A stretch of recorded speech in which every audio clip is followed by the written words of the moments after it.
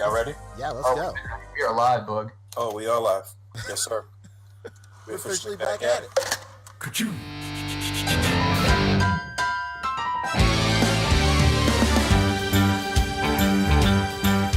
It's a rare condition this day and age to read any good news on the newspaper page. Love and tradition of the grand design. Some people say it's even harder to find. Well, then there must be some magic clue inside these gentle walls. 'Cause all I see is a tower of dreams, real love bursting out of every scene. Days go by, it's the bigger love of the family.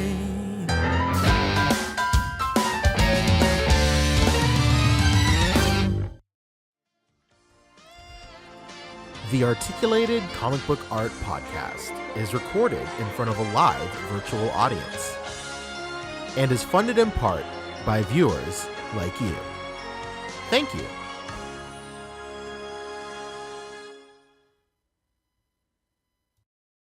Officially back at it. Boog Nice coming at you with the Articulated Comic Book Art Podcast, episode 218? 18? 19? 20? Sorry, You're good, 215. 215. I'm your host, Boog Nice. Got my boys with me. Band's back together. Fapster, Pan Cheesy, Rick Dom. It is Friday night. How are you guys doing? Good. Looking good. How about y'all? Ditto. Feeling better? That's true. Me too.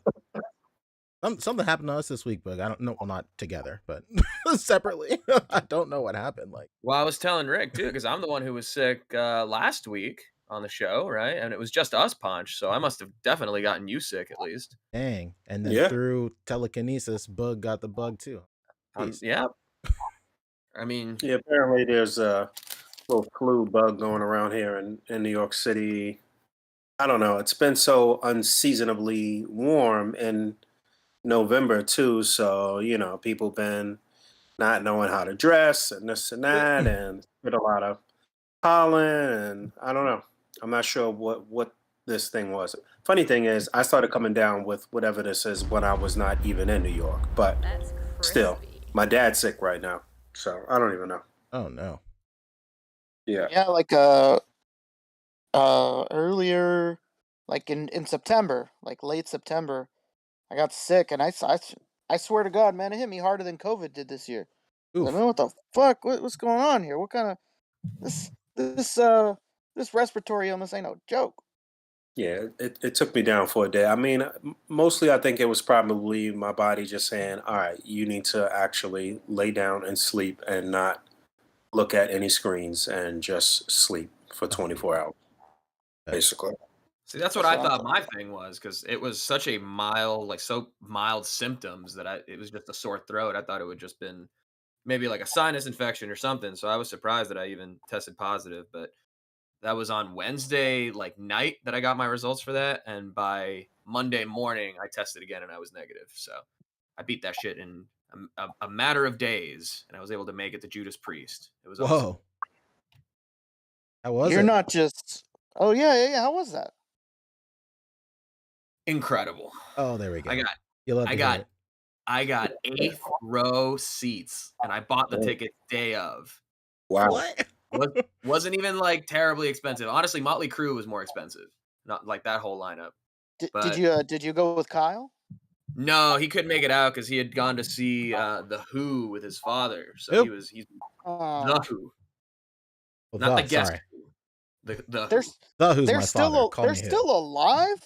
I know they're still doing these late career shows that supposed to be like a farewell tour, but they span years, and they put out a new Well, album in between. I don't know. That's like a These old bands are going crazy now. yeah. That's like all these other bands like Rush. There's always a farewell tour. Kiss. No, this Mhm. is really it, man. Yeah, I'm not Rush might doing this really be again. it, just because they lost Neil Peart, but Oh yeah. it was neither of the two original guitarists in Judas Priest. But I mean, you're there for Rob Halford, the metal god, and it was incredible. It was like truly like the dude is an icon. He is a legend in every right. And we just got to like be in his presence. I was like 10 feet away from him. It was fucking crazy. Really cool stuff. Wow. Nah, yeah, maybe like 15 feet, you know. You Close. should have yelled, "I had COVID last week." Oh yeah.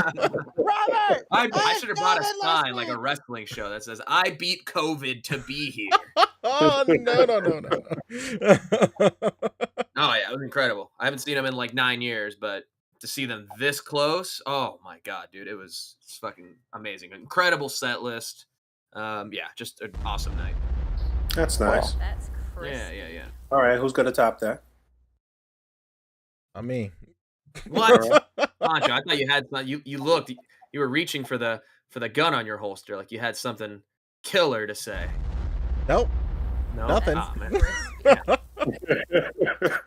I'm sorry. That's my new character I'm working on. Guy who can't read body language. Oh yeah, Mhm. it works out perfectly. I Yeah, will. it's that reminds me of my guy that I'm doing right now. His name is Blind Guy McSqueezy. No. Sorry, disclaimer's going up. What? What? You what? Oh, no. Everything's going crazy. Nothing crazy eventful for me last week. But you know, I wasn't on the show last Friday though because I went to a wedding. My girl's cousin got married down in Maryland, DC area, or whatever. How was I it? guess we were. It was really nice. It was a really nice, very very to the point ceremony and reception. Like I don't think I've ever been to a wedding that was so like I don't know, meticulously like organized. Like the ceremony was literally like I don't know, like 20 minutes if that. Like the Whoa. whole vows and like Dang. it was a beautiful like outdoor setting and like she only invited like a very select few people. I think it might have been like 90 chairs or something like that outside. Whoa. Very And limited. Very limited. Huh? and yeah, and then it was reception with you know drinks and dancing and whatever and food and you know it wasn't like one of those kind of like all night crazy things with 500 people and shit. So I don't know. It was interesting to see that style of wedding, but yeah, it was cool. Well, love comes in many forms, Boog. Absolutely. But yeah, we were there with with Ashley's mom and dad too. So that was pretty cool. It was just the four of us drove out and then me and Ashley stayed at their house for the weekend or whatever. But then you know I felt bad because I started like getting sick like the next day. Oh no. But whatever. Where's the bride and groom? Come hug Boog. Basically. The next day though, that Saturday, me and Ash just drove into DC and we went to the African American Museum and like was just hanging around DC and getting food and stuff like that or whatever. That's actually when I started feeling a little like whatever. And then Sunday I was just out. Like I couldn't even barely get out of bed. But yeah, that was it. So this whole week I just been trying to recover from whatever the hell that was. You know, we took the train back from there or whatever. So that whole ride back, I was just trying to sleep and trying to breathe. But it felt like the further I got away from there, the better the better I felt. Because I got cold in New York. I don't know what that was about. But yeah, that was it. Nothing eventful for me this week. Oh man. Oh, man. I think Dang. Boog's a vampire. Well, the most exciting thing that happened to me this week was I was randomly selected, just like those house sweepstakes that happened in the 90s, That's crazy. to get live capabilities on desktop for Instagram. So I did that. I streamed on Instagram for a little bit. So that was Twice. fun. How did that go, Twice Punch? even. It's fun. As a matter of fact, I'm doing it right now. No, right? No. Are you? Plug it This away. is live? This is live? Where's the camera? You know what? Fuck No it, way. we're doing it live, baby. Fucking thing No way. sucks. Whoops, I gotta see I'm- how that Do looks. it live. This damn thing I'll write it sucks. and we'll do it live. Yeah, man, I'm streaming right now to my personal Instagram just to test it out. So if you're in the stream for that. But yeah, I did a couple of streams. I do first. I don't even know what I did an unboxing. My good friend Silently Articulated sent me Android 21. Hooked me up with Android 21. So I unboxed that live on stream on Instagram. And Nice. then I went live, I think day before yesterday or maybe 2 days ago or something. I honestly I thought it was last night. Dang. But I was just like, there was a sale on game. I was like trying to find the back alleys of the GameStop website for deals and stuff. I've been going to that website so long that I know like weird keywords to search. So I was doing that looking for sales, and then we ended up just watching G.I. Joe PSAs, and I bought a barbecue.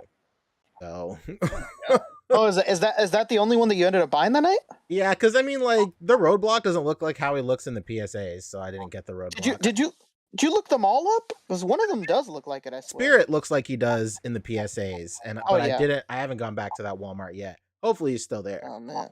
Because I need a spirit to like roll that kid around in the sleeping bag.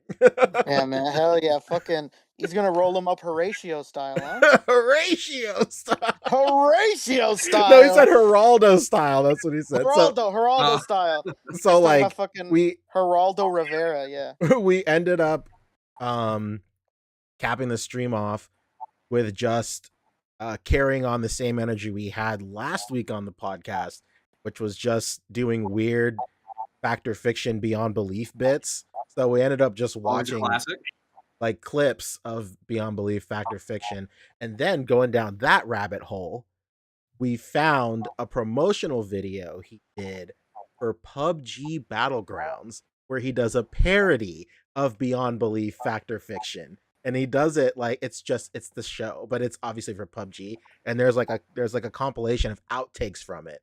It is the funniest thing I've ever. It's so funny. Yeah, he's just doing like weird takes, and he's looking at like all three cameras, like he's whipping around and stuff. And then what happened? And then randomly spliced in is him with the most disgusted face ever, going Geraldo style. I'm like, dude, I like lost my shit. I was like laughing and coughing. It was so funny. It was fucking hilarious. And then beforehand we were watching all these PSAs, and all these fucking Gen Zers were in the comments like, "What the fuck is this? Yeah, Where man. is this from?" I forgot who said it. I want to say it was Haunted Dreams, but he was like, "This is old internet." And like that has never been so true. Yeah, they were like disgusted with this. Like, what is this? No, maybe it was Static Thunder who said that, but it's so funny. Yeah, and then we started watching them, so many of them, that everybody started to get on board. Hell yeah, pork chop sandwiches. Pork chop sandwiches. Everybody, get the fuck out! Get out of the way! I just want to ride my bike. Want to ride my mo? You know what? I'm not gonna revert to 2002 me, and just my whole personality was quoting that and Anchorman in like 2006 or 7. I don't know. Anyway, the amount of work that was done to look up if Mutt was made into an action figure yet. That's true. Danny. We just had Danny in the chat. Danny, is this guy a figure yet? Or what? Danny LeBlanc. Yeah, he was in chat. Put it in work. Yeah, Danny LeBlanc was in the chat. Like, no, that figure doesn't exist yet. Or we would name it the wrong character. Like, that's not blank. That's this guy. So yeah, that was basically my week. I got some stuff. I guess we'll save it for pickups if we even do pickups. I realize we don't really do pickups that often. No, we haven't done pickups in months, I think. Yeah. No, I think it's just when I have stuff and then I don't get to share it. There is exciting news that I want to share next week, but I don't know if I can share it. So I don't know. There's the cliffhanger for you. Okay. And it's not really that exciting, but it's still an honor. You know, rewarding the loyal viewers. So what you're saying is that you have an exclusive Geraldo style. Incredible. Before we move on to highlights, I just want to read out the super chats real quick. Oh, hell yeah. Thanks to viewers like you, our dreams of all meeting up and hugging is becoming a reality this year at San Diego Comic-Con. So big shout out to everybody who's donated so far. BXTR Works at the top of the show hit us with $10 saying rest in peace, Kevin Conroy. Oh, man. Yeah, that was so sad. You wake up to the news that Ash won the fucking championships, and you're like, yeah, you're on a fucking emotional high. You're searching for this fucking episode high and low. And then you get told that the greatest Batman that ever lived is no longer living. A true emotional roller coaster. Yeah, I know. So many people are going through it right now, especially Brandon. Oh, man. I'm sure everybody was hitting him up. I didn't want to add to the pile, but of course, my thoughts and prayers go out to you, brother. Yeah, I sent on that, man. I sent them a message. I told them there was two things I thought about. One of them was him, and one was me and my dad always catching Batman the animated series together. That was like the one show, one of like 5 shows me and my dad would connect through, you know. But yeah, I'm sure mad people hit up Brandon like he was like Kevin Conroy's son or some shit. I know that this time isn't easy for you, Brandon. Right. I'm sorry this for too Brandon's shall loss, specifically Brandon's loss. This too shall pass, Brandon. Yeah. But yeah, thanks for that super chat and a reminder. I actually meant to start the show like that and give a rest in peace to the legend Kevin Conroy. So yeah, thanks for the super chat. Absolutely. Next up, Tim Smith hit us with 2. Said salutes all the veterans. A.C.B.A. #1 patriotic podcast. Absolutely, brother. Thank you for your service, my friend. Absolutely. When we do this, yeah, I think we everybody vote. Yep. Yeah, I vote. All right. Just check in. I'll tell you this, man. When we do this podcast every night, Poncho makes sure to message the chat and he says, "What can we do to include and praise veterans?" And I say, bring my stepfather on the show or my sister. Oh, there. I just hope we actually do something so we stop putting it on the docket. Exactly. Big shout out to Tim Smith. He shared a photo in the Discord of him when he was in the Marines. Oh shit! What a guy! Hell yeah! What is the Merchant Marines? I've always wondered that. What does that mean? What's that? Is that Tim, different from a regular Marine? T. Smith, let me know. When I was a kid, I remember somebody told me my dad's a Merchant Marine, and I was thought to myself, "What the fuck is the difference?" Well, this could be one of the most blasphemous podcasts yet. I was just Stolen Valor podcast. I was just always curious what the hell that meant, and he would never explain it. And sometimes, and it like became a thing. I'd walk through the aisles like, "What's a Merchant Marine?" and he would never say it. To this day, you can still hear Rick screaming. The echoes, and attached to the walls. And he's just a kid. He's just a kid, so he just goes like, "I don't know," and he just keeps walking. And I'm like, "Why do you keep telling people?" Did he have the same energy as that kid that said, "Hey, guess what? You just disrespected a future U.S. soldier"? Same thing. Oh, dude. if anything, it might be the same guy. Might be him.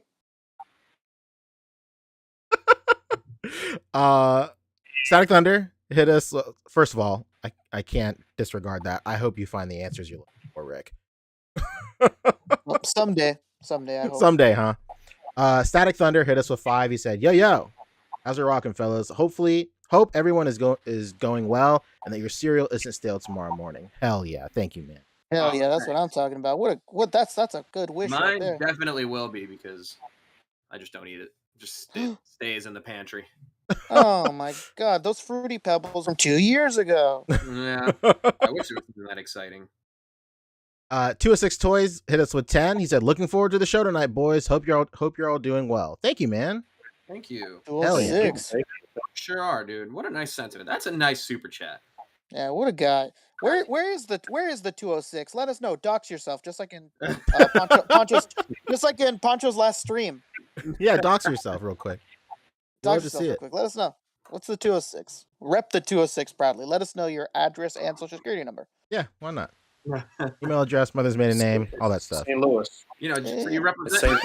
Boog doxing right now. St. Louis, by the way. No, I'm lying. I really don't even know. Oh, Is he one of the Saint Lunatics? Oh man, Chris. Murphy Lee, where you at? Oh, Jesus. Seattle. It's Seattle. Seattle. Oh man, tell Tom Hanks I said what's up. Yeah, I don't have a fun moniker for that one. Hopefully, he'll be awake. But hello. Hater Herder hit us with 2. He said, interview Figure Year or Space Waltz guys? Hopefully there's an official capacity to interview all these guys. I want to see Fabio and Figure Gear in a Hell in a Cell cage match. Oh, Wait. yes. What? I didn't even hear that. Say that again? They would just choose to escape, you know? They wouldn't even see it to a real finish. They would just choose to escape the cell. Hater Herder was asking, interview Figure Gear and Michael Wheeler / Space Walls guy? Question mark? Oh, no. Oh, no. Maybe one day. Who knows? Static Thunder hit us with $2 saying, pork chop sandwiches. Hell yeah, dude. Oh, thank you. Sandwiches. Toy Migos. We're gonna use those $2 for a McRib sandwich before it disappears forever. Oh Maybe half a man, McRib. I hope that's not real. Who doesn't love the McRib? The last time I had a pork chop sandwich, I was probably like 10 years old. Oh my god. Oh, that's too long. Have you guys ever seen Spider-Man the McRib trilogy? Are you talking? It's this guy that like dubs over Spider-Man with a goblin's like obsession being eating McRibs. Wait, I have heard of that. Yeah, I knew you'd heard of it. You love Spider-Man too much not to know. I've heard whispers around the internet. Yeah, my girlfriend was just like dying at this today and said it to me, and I was fucking cracking up. It's just... Is this anything like Yu-Gi-Oh! The Abridged series? Oh man, it's a shot-for-shot remake. It's a shot-for-shot remake. All right, well, send it. Toy Migos, friends of the show, hit us with $5 saying, hey guys, just dropping by to say what's up. Also, I was half listening and thought Poncho bought a real barbecue online. Maybe one day. Ooh, he's grilling. Maybe you know what, that'll be the next goal after SDCC. We'll get tickets to Poncho's house, and he'll grill for us on a real barbecue. That'd be so cool. There'll be grills. Did you guys give Toy Migos a shout for 300 episodes last week? Oh yeah, I tuned in. Whoa! That's it, 300. Big milestone, dude. Nobody's an amigo. Nobody's an amigo like Toy Migos. I'll tell you that. And speaking of grill, shout out to my friend who, in real life here, who turned 30 and decided to have a big thing at his house for it. And he's like, well, I should probably buy a grill for the occasion. Bought the grill day of the function. That's excellent. Did it come with a free 50-pound bag of charcoal? Oh no. It was separate. Oh, that's man. a Fatherton Fuel type of deception right there. It's not even a full bag. I'll tell you that. That's Fatherton written all over it. What key ingredient or element did he forget? Because wasn't he your other friend that like bought something and didn't get plates or some wild shit? Yeah. We had to go to. We were in Home Depot buying this grill, and he's like, "Oh, we can probably get the furniture here too, right?" I'm like, "They don't sell furniture here. What are you talking about? Like a dining room set? Nah, I just mean like a fold-out table and some chairs. Like we didn't know if we were setting up for dinner or a wrestling match." Just everything that's essentially needed for today. You should buy that here. 30-year celebration. And, you know, if he was a wrestling dude, he could have been all of the above. You guys could have ate and wrestled each other afterwards. It wouldn't be a real match without a 200-pound steel stair step, just like in the official WWE ring. Yeah, the unforgiving steel steps.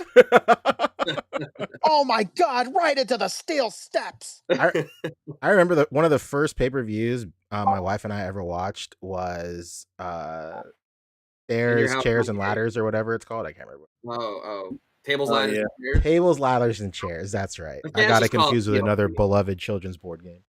The TLC, the TLC pay-per-view. But like during that pay-per-view, they kept on mentioning that the steel stairs weighed 250 pounds. And like that's the one piece of information my wife has latched onto about wrestling all these years. So every time we'll watch it, she'll go, "Oh my God, those stairs weigh 250 pounds." And the funniest part is that these people are obviously lifting them straight over their head like they're fucking the myth of George, like the myth of George Costanza still lives. He can pick up a refrigerator right over his head. Well, the good news is your wife can now wear, like, say, a Stone Cold Steve Austin shirt in public. It doesn't have to worry about someone trying to gatekeep her. Like, oh yeah, you a real wrestling fan? How much do the unforgiving steel steps weigh? You can answer. Exactly. Happens all the time. Batman hit us with 10. He said, Fabio, notice Studios Wukong, Ronin Yomi, and Swordmaster are out in China. Will Fabio be getting these figures? Nope. We fooled you. We lied. It's fiction. Tonight on Beyond Belief. Jonathan Frakes, you got me again. There's nothing like that montage of the openings. Ever looked up in the sky and seen something you couldn't explain? Did they imagine the man in the hat? If so, who ate Jonathan's sandwich? Didn't they revive Unsolved Mysteries on Netflix or something like that? Yeah, they revived Unsolved Mysteries, which, Fabio, I did watch an episode of after the podcast finished last week. I got really excited because the new season features like a story. Have you seen the new season yet, Fabio? No, I think I only saw the first episode. Okay, so there's an episode in the middle of the season where it's like a ghost episode. It's finally some paranormal shit. Yeah, the description is like very ghost-like, and I was like, finally, the golden age of Unsolved Mysteries, shitty paranormal episodes.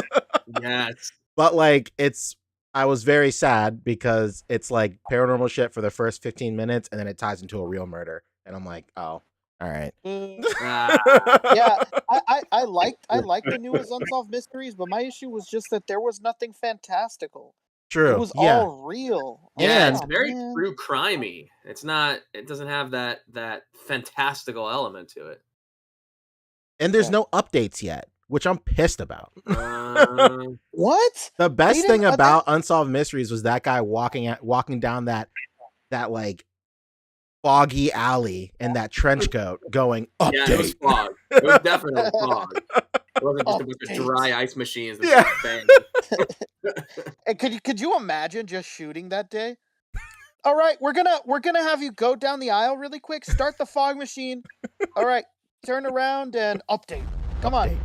That's that's done on the back lot. Like I have a photo somewhere that looks like everybody's like first alleyway diorama, and it's like just like like where they actually like put the trash and loading dock of like the studio. I love it. Yeah.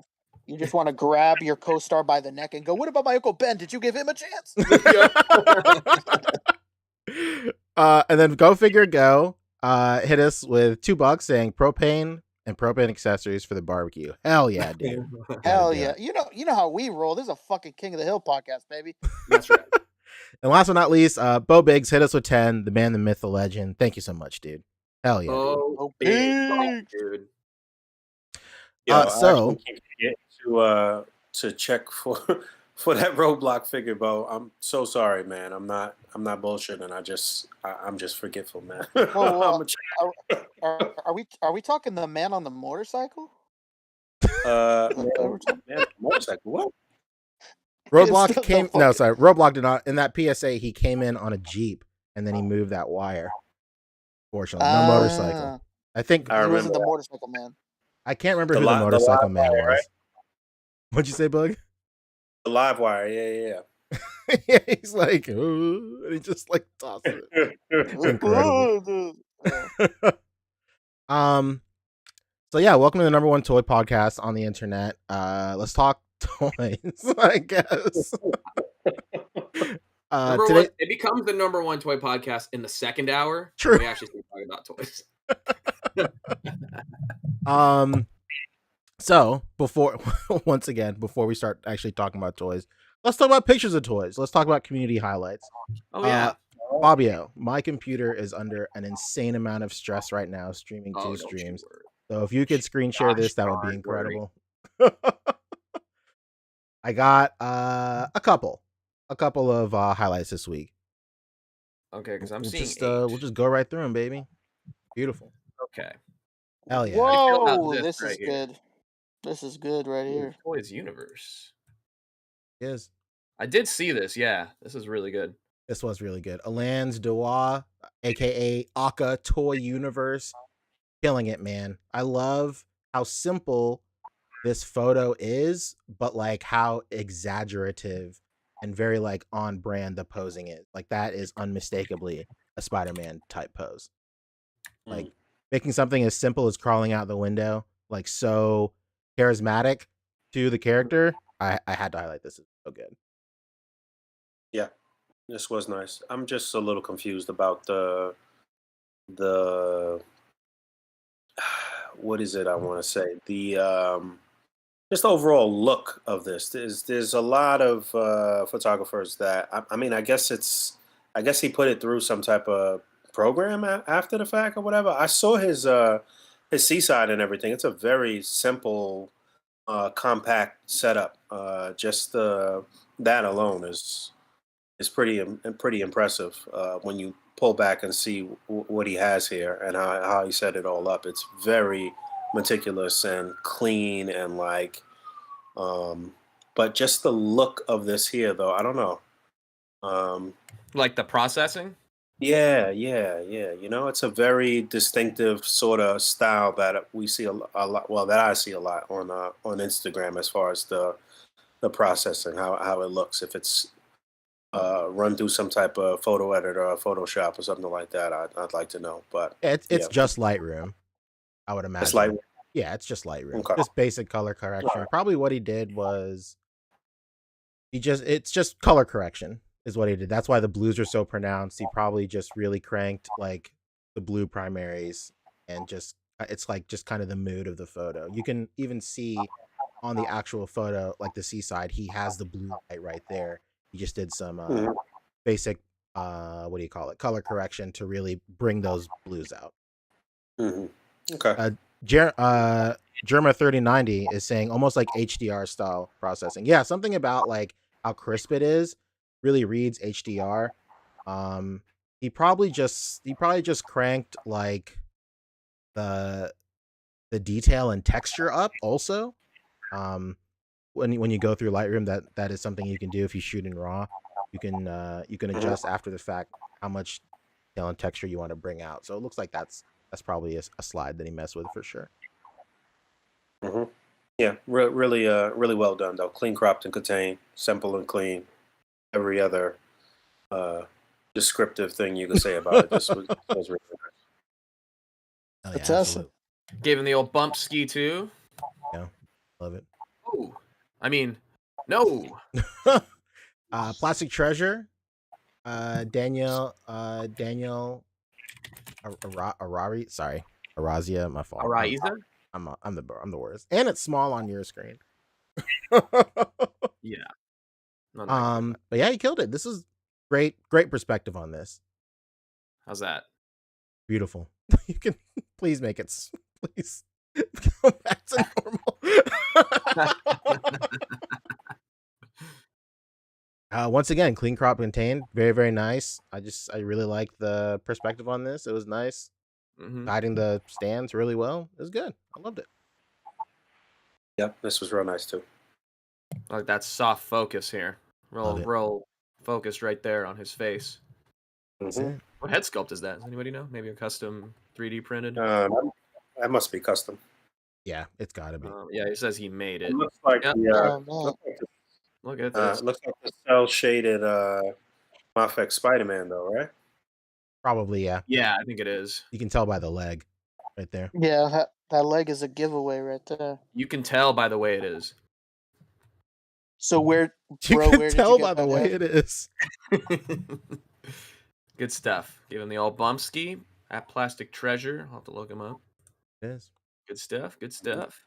Hey, this is cool. Axel LNC, aka Hixel? I don't know. Yeah, Hixel. Hell yeah. This was just really creative. I thought it was really cool. Great way to recreate a first-person shooter type layout. I've just never seen anything like this before. And it looked good. That's fantastic. I actually saw this and didn't really like It didn't really register with me until just now. Yeah, this is really clever, really cool.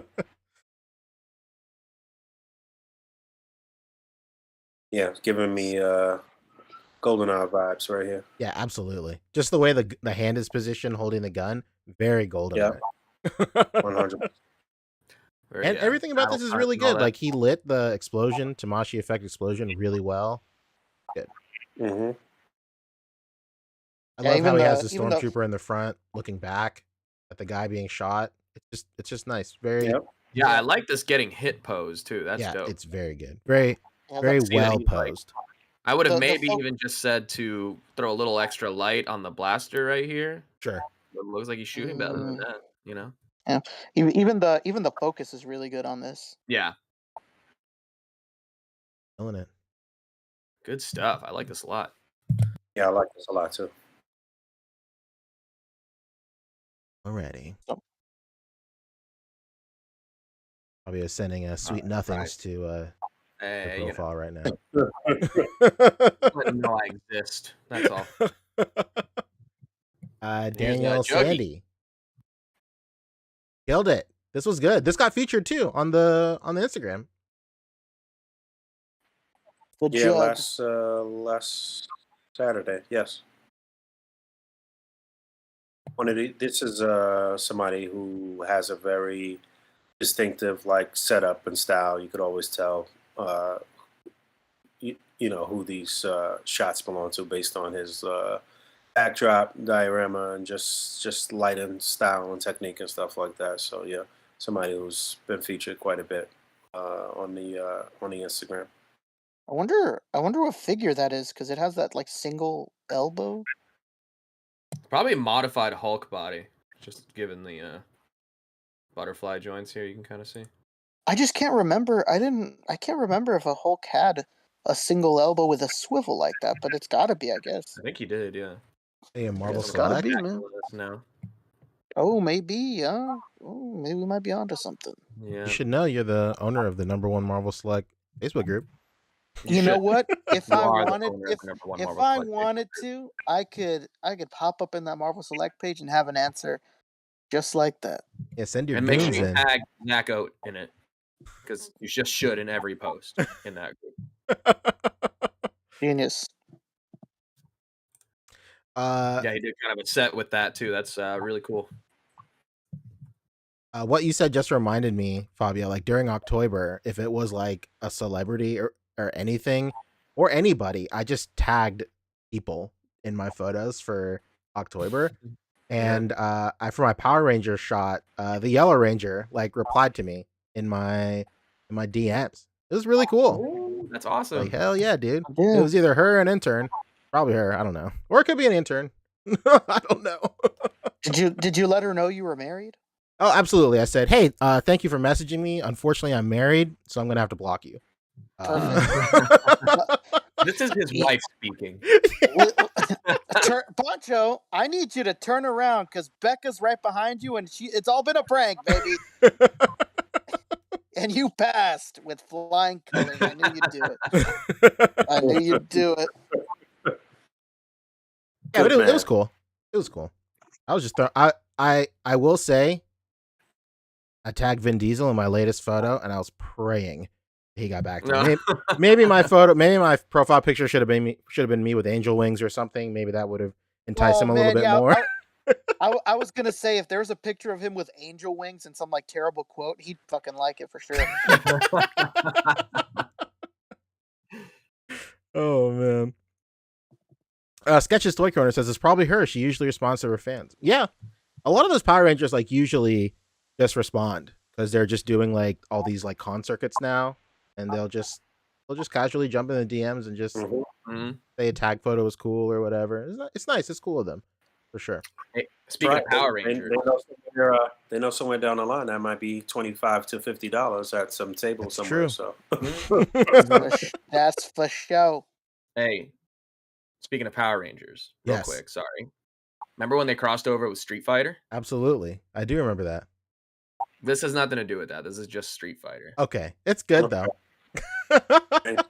Yeah, this was by Carlos Serra. This is incredible. Very, very Any good. relation to Michael Cera?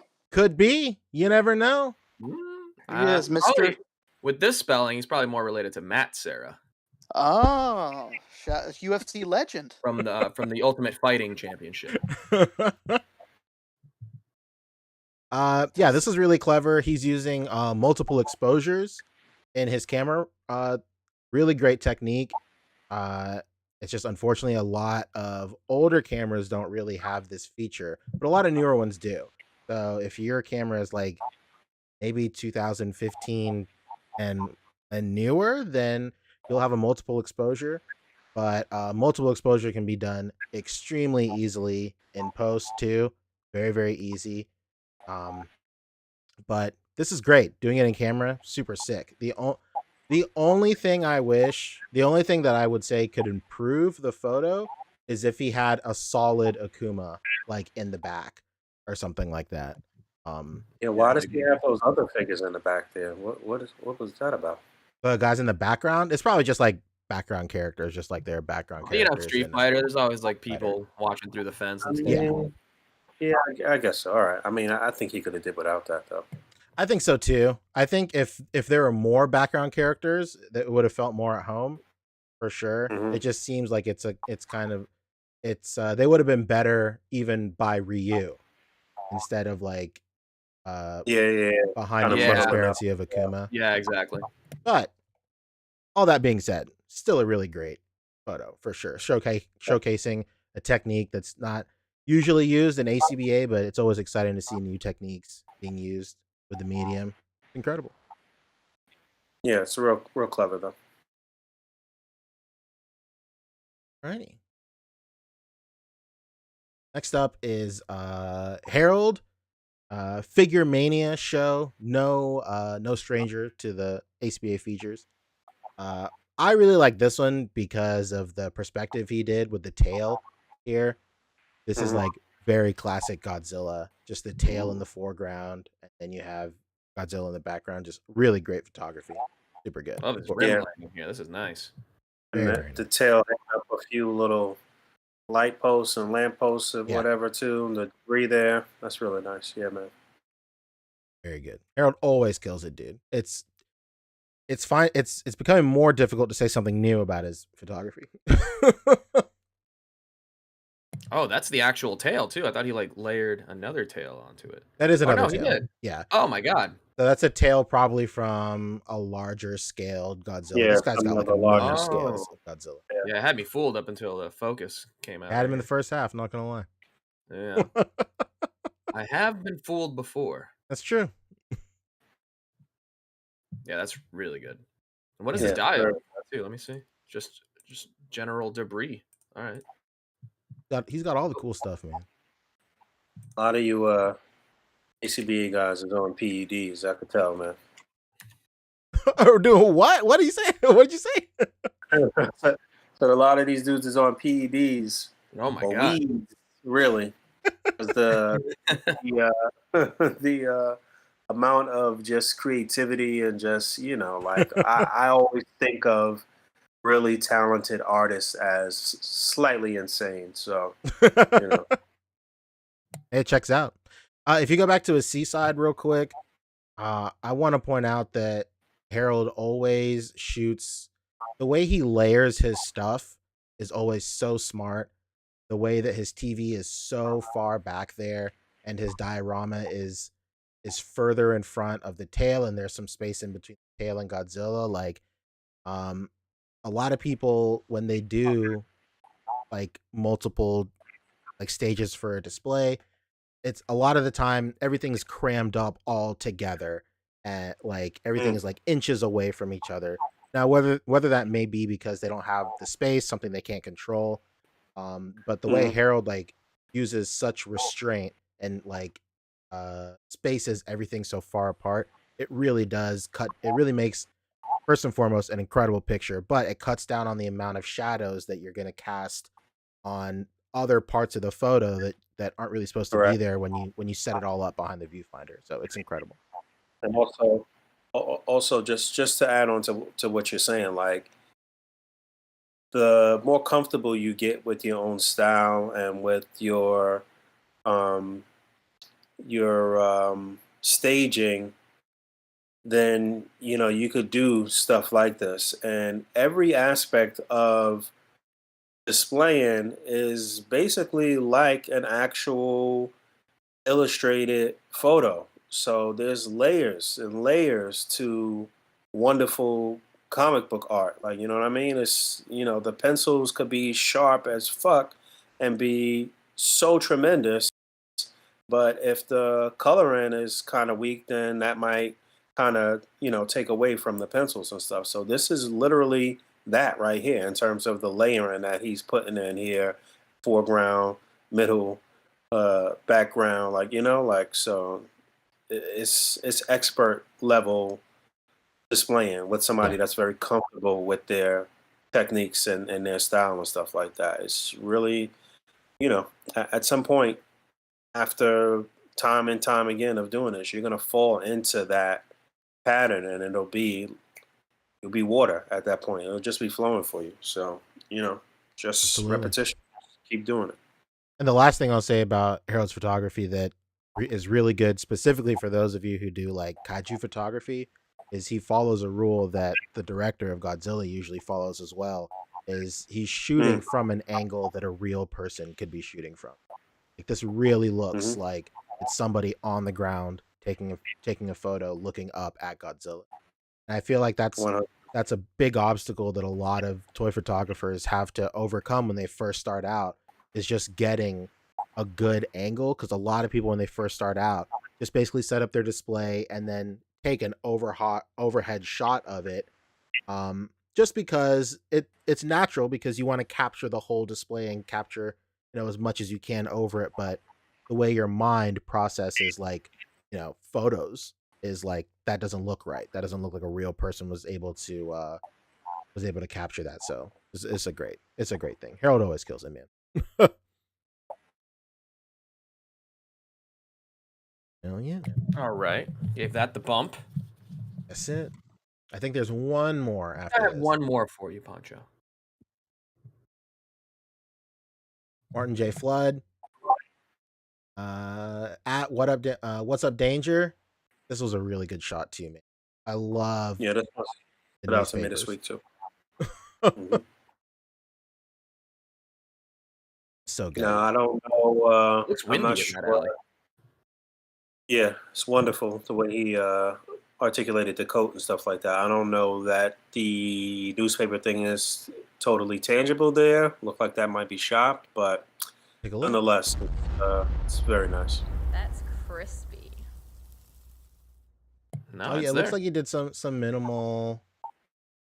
Oh, I don't know. Let's You see. could have just been from the angle. It's hard to tell. Yeah, He's using some wires, yeah, there's some but yeah, wires, he but might have. they're coming up from the ground. Yeah, so it could be hidden with the angle for sure. Yeah, but he's still got one wire holding Gambit up. Oh, true. Yeah. Again, So. very minimal. Mhm. Why was that Stand necessary? hiding. Yeah, I don't know. Maybe the issue wasn't the jacket itself, but the fact that he couldn't get him to balance in that exact pose well enough. Yeah, you and can he was see like, his Yeah, foot right he's pretty there. much up on one foot. And But honestly, it's almost like he's up on like half a foot. To be real. Yeah. yeah, but in the final photo, his foot is totally obscured. So maybe Yeah, he's in not in the foot anyway. So he could have Yeah, he yeah. could I have mean, planted it, and it really wouldn't have made a difference. But Yeah. yeah, you could have put some tack on the bottom of his foot and like easily not needed to edit out a wire. absolutely, again, still incredible photo. But Lighting is great. as always, this constructive criticism comes from a place of A.C.B.A, where the pillars are tangible displays, where the real fun and excitement comes from hiding all these things that make the photos so dynamic. So like hiding stands, hiding wires, all that. If you can do your display NSA, no strings attached, or hide them, that's what really kills it on here. Yeah, But and more so than anything, it's like you really gave yourself a lot of work for no reason. right. Work Mhm. smart, harder, baby. Yeah, that whole string thing, like obviously it wasn't bad because it worked, but it was, I don't think it was necessary. Yeah, I think he could have even still used a wire, but placed it around his other foot and it curled up and maybe wrapped around his thigh, and then the jacket would have hidden it anyway. And the base would have been hidden by this this wall in the foreground. Definitely. But all that to say, still incredible photo. Certainly caught my eye for sure. Yeah, really nice. This stood out to me this week, regardless, though. Yep. Very true. That's it for highlights. That's it? That's it. Thanks everybody for great photos this week. Continue posting in the group. That's where most of the eyes are for sure. And continue using the hashtags on Instagram. It's incredible. While we were doing highlights, before we move on to top stories, Fat Man hit us with 5 asking, what camera do you guys use for your photos? What cameras do you recommend? I'm looking to get a camera and start with pics myself. First of all, hell yeah, dude. Oh, what you want to talk? You want to look at this, Fabio? Let's go. You're muted. Oh, my bad. No, I was just putting up photos. Okay. That Stone Cold. That Stone Cold thing was incredible. Yeah, I was just looking at those pants. Of course. Where those soft goods from, baby? Never change, brother. I'm nothing if not on brand. That's true. I will say I use a Canon 60D, old reliable baby. I've had that camera since 2012. Whoa. It is an old camera. It's about to be 11 years old. But it's still putting in work, man. I will say that it does have some shortcomings, like it doesn't have Bluetooth or Wi-Fi, and it doesn't have autofocus in video mode. But Boog, you have the Canon 70D, and that's just one generation above, and that has all of those features that I never even used. So I would say a Canon is what I shoot with. And that's a really good starter camera for a lot of people. I would say when searching for a camera, just make sure that you're able to switch out the lenses. That's a big thing. The first camera I ever purchased, actually, the first DSLR I ever purchased, it actually had a fixed lens on it. And that's when I was like very green and very new to photography. And I was actually just in the market for like a camcorder. And then I just ended up buying a Canon because I was like, ultra photography, why not? But then very quickly I was all like, oh no, I don't want this. So yeah, Canons are just they're really user friendly. Yeah, they're tried and true. I was gonna say I have an even more starter one than you because I have probably from around the same time the Rebel T5. Yeah, very nice. Yeah, that's what I have. I think that was probably like 2012 or something. Yeah, any exactly. EOS is good. Mm-hmm. Correct. Yeah. It's a nice one. Like I was talking about, I think last week or the week before, I just put a macro lens on it. There you go, your little pancake baby right there. Yeah. Yeah, man. He's a grower, not a shower. Come on. No, absolutely. And it grows and shows in photos. No matter what you get, 10 years from whenever you'll get it, you'll still be learning about it. Absolutely. So. That camera was in the pool. That camera was in the pool. I was just saying in the Discord today, shout out to Plastic Snaps or Plastic Thunder, always grinding away and always learning something new. He posted a photo today, and then he was curious why his photos weren't coming out like super sharp or super crisp, and he was like, maybe it's just something that's happening with the upload or something. But then I was like, hey man, just show us your settings, right? Like what are you shooting at in manual mode? Showed us the settings, and then he was shooting. I swear this is not coming from a place where I want to make fun of you or anything, but like he was shooting at a shutter speed of 6 seconds, which is a lifetime. It's so long. And to be fair, it's because he was doing light painting with some previous shots and he just forgot to set it back down. But even for light painting, I think 6 seconds is pretty long. And then his f-stop was all the way up at 22, which is a common problem for a lot of toy photographers because you want to have your f-stop pretty high so your whole display is in focus. But the best solution for that is to just move your camera further and further away from your display as a whole and then zoom in. That way your focal depth range is much larger and you have a better chance of capturing more of your display in focus with a lower f-stop. But a lot of like toy photographers when they first start out and they, look up like an image or like a little cheat sheet image or whatever, it's very easy to read that like a higher f-stop means more stuff is in focus, but there's just a little bit more involvement with that when it comes to toy photography and shooting such a small window for your display. And then with shutter speed, his was like super long, but if you shorten it to like 1/24th or something, then the lower your your shutter speed is, it'll result in a more crisper image. And a good cheat to remember is if you look at the focal length of your lens, usually it's like 24 millimeter or like 15 millimeter or something like that. Match that to your shutter speed, and that's kind of like the golden zone for your camera, and that'll result in a much crisper image. And then just adjust your settings past that, or just adjust the settings around it. So like every camera is going to have a golden spot when it comes to f-stop and shutter speed, and especially ISO. So like the golden spot for a lot of Canons for ISO is either like 100, 200, or 400 or something like that. But I'm saying all of this to say that even though, Plastic Thunder, a very seasoned A.C.B.A artist, he's had his DSLR for a couple of years, he's still learning something new every single day, which he said is very, very true. Yeah. Yeah, I didn't even realize until maybe like 2 years ago, as far as like putting the ISO really low for like things that you want to, and somebody actually hit me up a little while ago and was asking about simulating nighttime shots or whatever the case may be. So hopefully you're listening and all of this information has been helpful. But if you do want to simulate something that's nighttime in camera, then yeah, you might want to have your ISO down to like 100. And then in camera, there is the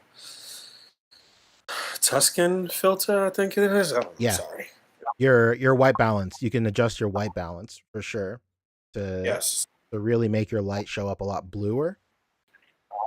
Correct. Yeah, if you get your light to show up a lot bluer, then that'll simulate nighttime or indoors in the dark or whatever the case may be. But yeah, I was gonna say that I didn't even know till like 2 years ago that shooting at 100 and toggling with the f-stop will give you a very crisp sort of nighttime or in the dark type scene. So I mean, like we always say, everything you want to do for the most part, you can do it in camera. And oftentimes people don't even really be having the chops to do anything out of camera anyway. So it's probably best that you just try to master your tool anyway. So yeah, what I'll say, so Oreo Omega is saying something right. Like, hold up, there's filters in camera. Like, yeah, it's not necessarily like traditional filters. Some new cameras might have like filters built in, but like there's different ways you can like kind of trick your camera. Yeah. There's things you can do to like trick your camera into a filter. So Boog was just saying like you can mess with your white balance to give it a filtered look where it's more blue, or you can do that same trick to give it a filter of like a white balance that makes everything look more like orange and sepia almost. And a lot of that has to do with what kind of lights you have in your setup too.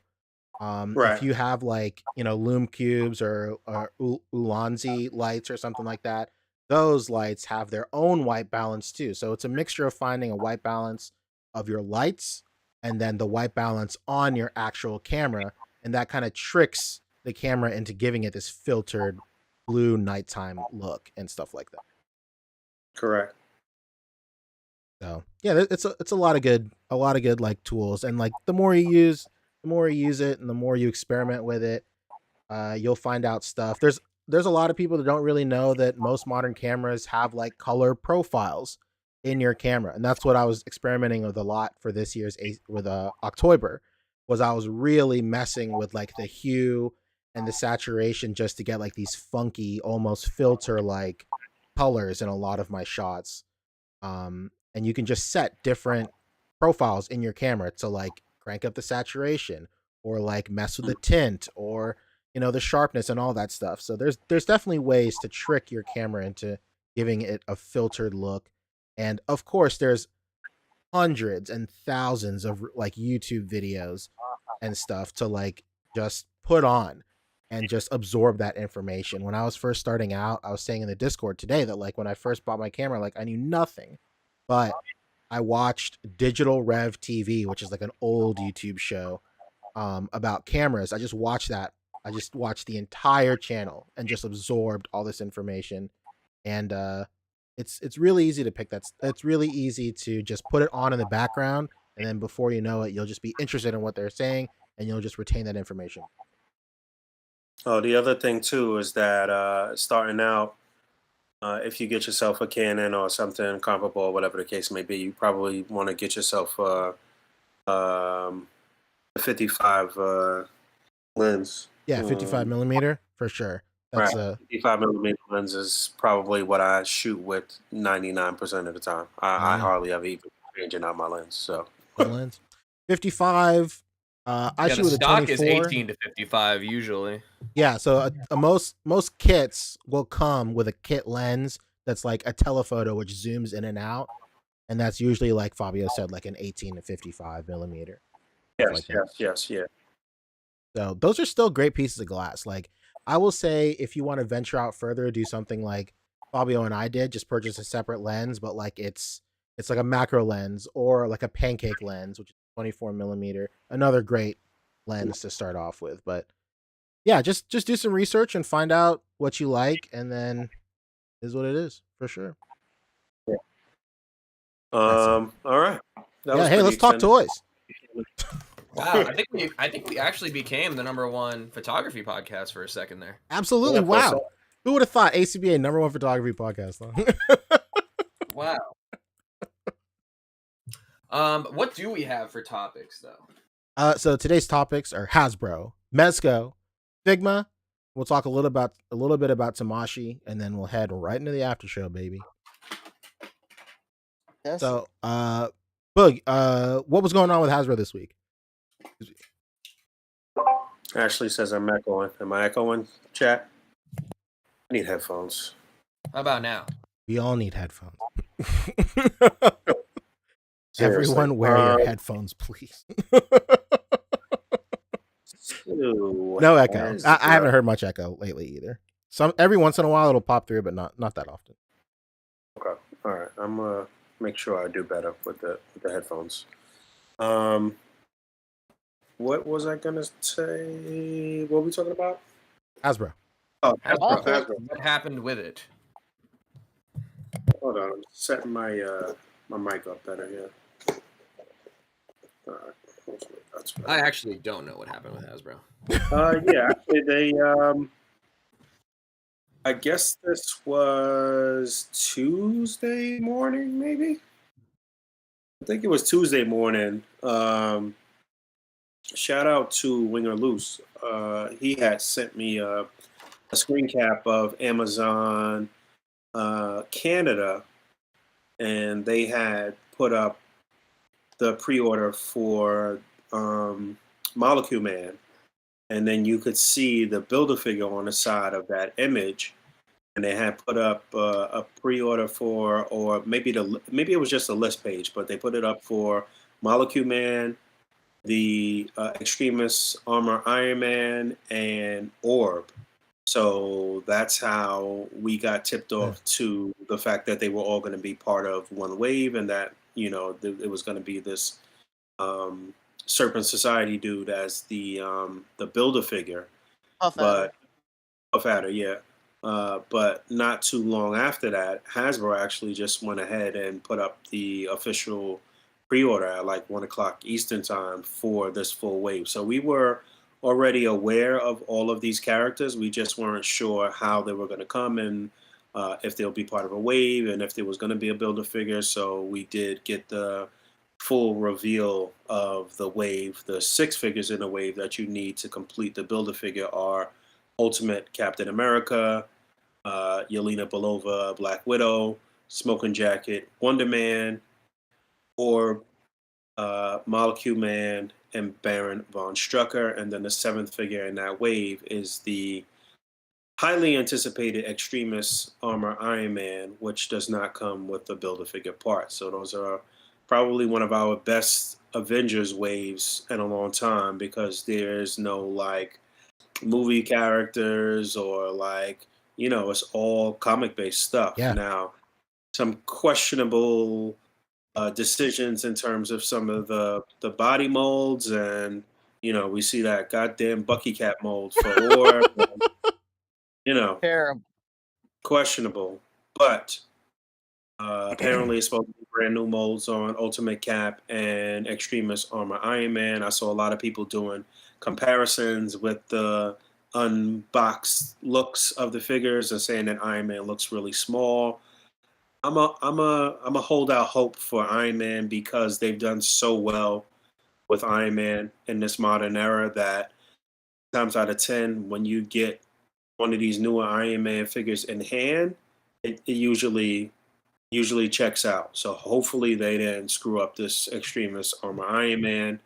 I was talking to GB, I was talking to George, and he was saying that Wonder Man looks like it's the same arms from Red Skull and who else was on that body? Dormammu got introduced on that body. So it's probably the same legs as well, maybe different boots, and I don't know what they did with the body here. So that seems a little unfortunate, but they got a couple of.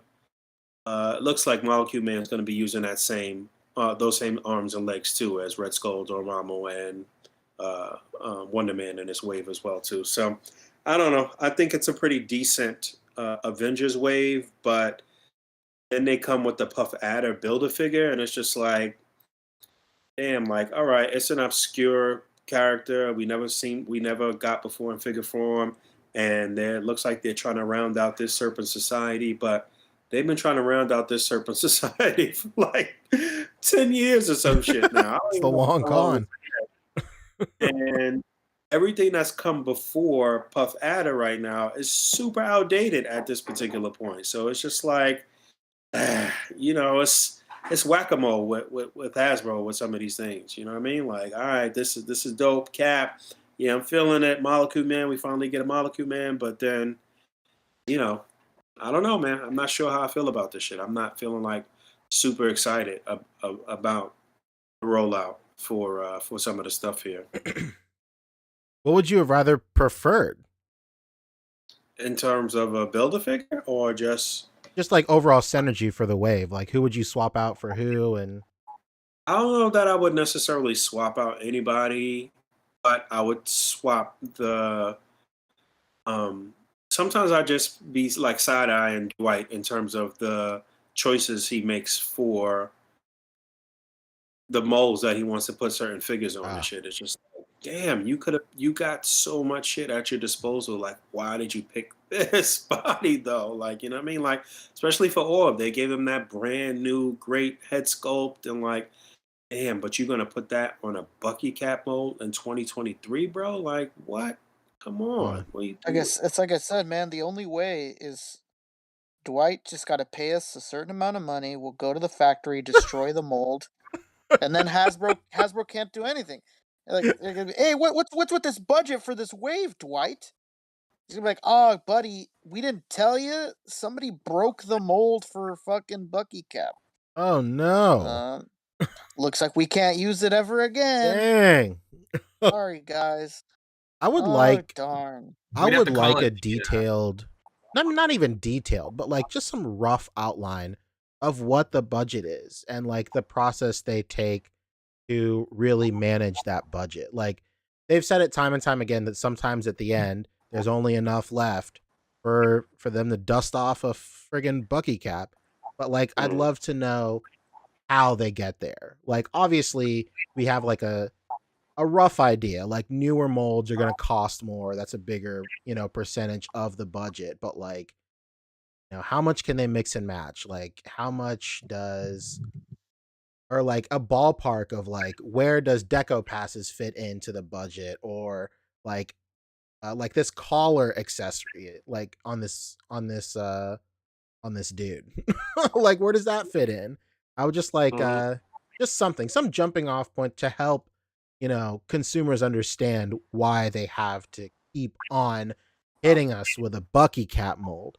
Yeah, I feel especially like because I understood it too. It also depends, like in the wave, like assuming they mold and fabricate the whole wave at once. Each individual figure simultaneously. It's not like they do like this figure and then move on to the next figure in Yeah, the wave and build out. No, everything gets pressed at the same time, right? So as I understand it, it's a matter of like what other molds are in use, and if there's one more figure that needs a mold that can be in use at the same time, it is just cheaper to put it on Bucky Cap if that's one of the molds available. true. yeah, there's just so many of them now at this point that it can't be that it's just not. I mean, look at this wave. We have fucking Molecule Man and Wonder Man on the same mold. Right. So how many of each mold do they have? And it looks like they got a fucking Yeah. 100 of these Bucky Cat molds that we got to destroy for Dwight. I know. Fucking damn. Yeah, I don't know. And especially it also doesn't bode well that you talk about the about the budget and about the plastic that's being used for every figure and how, hey, this guy has butterfly joints, that's more plastic than Bucky Cat mold. Or more But deco passes for random things. but let's call a spade here. You just recently got rid of all the plastic that was on a package. So Why I not don't know. refill that carbon footprint? Exactly. With Why don't we keep destroying the planet and we get better molds and I think it's a Why fair don't we trade. take all this excess plastic use and put it somewhere else? There it is. Exactly. Somebody's got to get these guys and just shake them up. Shake them up, exactly. Physically, of course, and mentally. Absolutely. And mentally Especially shake it up. Especially. Was there anything else for Hasbro? So, Was it? well, there was, speaking of molds and stuff like that, I did actually review the Ghost Rider? upcoming Ghost Rider that's supposed to be dropping in March or whatever. Shout out to Ed. He had hit me to the fact that it just randomly showed up in Forbidden Planet and at 14th Street. So I ran over there and scooped one. So yeah, I reviewed it, and that is also a very old, outdated, but they did give us a few new like accessories, new head sculpt or a new deco for the head sculpt, new hands, and there was one new head sculpt actually, the kind of like half flamed on head sculpt or whatever. It's okay. It's an okay figure, especially if you did not pick up either of the previous versions. The first version was the Rhino Build-A-Figure Wave version, and then it was the Ultimate Riders version. So if you didn't get either one of those, then this is cool to have. If you are a card collector, it's really cool to have. It's a really nice card back. It looks really nice.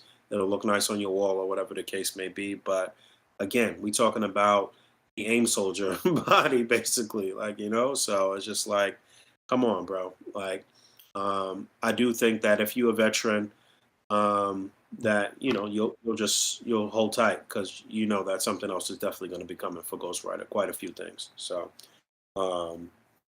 yeah, but that was it in terms of the news for Hasbro. I know that we cooking up a couple things in terms of maybe having the guys on the show. I didn't even touch base back with you guys about that stuff. We'll talk about it in the chat after the show or whatever. So definitely a few things happening in terms of Hasbro, very in rapid succession here over the next month or so. The 20th is coming up too. 9 days, so there'll probably be some announcement on the 20th, as it's been every 20th of the month of this year. and we looking to maybe have these guys on the show soon as well too. So. That's it. Beautiful. But that's pretty much it. There's Puff Adder in his full glory here. I don't even know if they actually got all of the like signs and insignias and stuff right on his like forearms and chins and stuff like that. I don't even know if that's all accurate, honestly. You know what? I'm on the short list, I guess. I really love this reveal. What the fuck else am I gonna do with all these damn Serpent Society people I've bought for the past 10 years? Like, fuck. No, I don't hate the Builder figure, but you know, I'm always say that I'm happy if it's a character that we never got in figure form. I'll take that over nothing or over some other whack shit or whatever. So I'm not like, I don't hate it, but you know, Wouldn't be your first choice. Right, wouldn't be my first choice. Well, but I mean, do like the obscure characters. How else would we ever get this character in the Marvel Universe? The Marvel Universe roster is so deep that it is what it is. You know, so. Yep. Mike Hollis hit us with 5. He said maybe they could cut back on some waves, which would allow them to use that money allocated to be used on higher quality figures, quality over quantity. Yeah, I feel like that's. They could easily get rid of one figure per wave. Well, and they could even just get rid of one wave a year and then use that. I don't even want to give them no bad ideas that sound like good ideas to us and shit. Like, no, don't get rid of anything. Just step it up. Just like take it to the boss and say like, yo, we want to allocate more funds for this because like clearly we've been able to sell the amount of product that we've been able to sell over these past 10, 20 years because it's been a very collector, display, artist-driven market, and we want to continue to please them and bless them with shit because they are our biggest consumers. So this is what we need to do. If you bigwigs, if you corporate execs want to make more bread, then give us more bread so we can make the figures more detailed and we can compete with our cross-seas competitors, and we could really have a competitive thing going with imports and stuff like that. Like, I don't know. There's got to be somebody that you know what's going to happen when they say that? They're going to say, did you make profit last quarter? Yes. Okay. Well, then you don't need anything. Just continue doing what you're doing. You know, it's just it's going to be really interesting. I've said it like a million times on the show. It's going to be really interesting to see how these companies all react because it's not just toys, but people are not buying like they were the past 2 years. Everything is getting discounted. Everything is just overly, insanely stocked right now. I literally follow a page that's just been documenting all day that all these companies are putting items on sale for below wholesale cost. If anybody doesn't know what that means, below wholesale cost is what they bought it for from the company to sell to make a profit. So the fact that these items are sitting at below wholesale cost and they can't even sell them at that price, it's really telling, and it's going to be interesting to see how these companies adjust and what their production is going to look like. You know, what their flow is going to look like of product, because they're definitely tripping. This isn't 2020. This isn't 2021 even. Like, people are not buying like that. So it's going to be interesting to see. Might not be pretty. Now, as you guys know, at least, I have a track record of saying things on this podcast and manifesting them to be true. Okay. Do it. Am I wrong? Okay. All right. I think the only way that scenario that Boog laid out will happen is if somebody who's currently on like the Marvel Legends brand team, who knows and cares about such a community of people who are the main consumer of their product, right? At least in this section. We have to get them in charge. So I'm putting it out there right now. Ryan Ting for Hasbro CEO. Let's go. Here we go. You happy, Ryan? You hear that? Yeah, happy, Ryan. You're about to be CEO. You're about to be CEO, brother. Bob Stradamus in effect, baby. Us four poor ass motherfuckers is about to make you the CEO of Hasbro. Here we go. The power of this podcast knows no limits, Ryan. Hilarious. But We've had success with Hasbro predictions before. This is true. Right? You might be onto something though. You definitely got to get some little guy in a big guy position for sure. If you get Yeah, some Prince dude and who's Pauper been CEO situation. of 4 companies in the last 5 years, he's not gonna care about anything other than the shareholders and all that. We really don't have anyone up there that I think truly cares about the consumer. We might have been onto something when we was joking about pooling our money together to be a shareholder or be the shareholders and shit like that. I know. What are they gonna do when we own 10% of stock? That's a 5%. Let me get in on that quarterly call and we'll make some changes. Yeah, and I mean, it all goes back to the same thing. I forget who the hell said it, but one of these YouTube guys interviewed these companies, and they basically let everybody know, like, yeah, man, the guys that run these companies, they're fucking old. They don't understand that these aren't being bought by children. Mhm. They just have this. They can't fathom the fact that children aren't the ones buying this shit. So until somebody can really get a foothold that isn't fucking 70 plus, it's going to be tough convincing these people that this is just not the direction that these lines and the company should be headed in. Yeah, they need some young whippersnapper to come in there with some Jordans on and put his feet on the fucking hashtag blessed. Am I right? Come on. Yes. Live, laugh, love. Come on. Gather. Blessed home. All right, this is how we're going to do it. 2024. All donations go to us being on the board of Hasbro. Man, we might fuck around and own this shit. I don't know what to tell you, Ryan. we might make you the CEO. We might make Dwight the CFO. And we might make fucking Dan the the creative director. I don't know. We're gonna see. Everybody's gonna have a high-ranking place as long as you're on the Marvel Legends team. Star Wars Black Series. I don't know what to tell you. But Felt cute. Became majority shareholder at Hasbro. No big deal. Might delete later. Yeah, we'll do a whole TikTok series. How we became the owners of Hasbro. Part 1. The owners of Hasbro. Part 1. That's doing the taxes.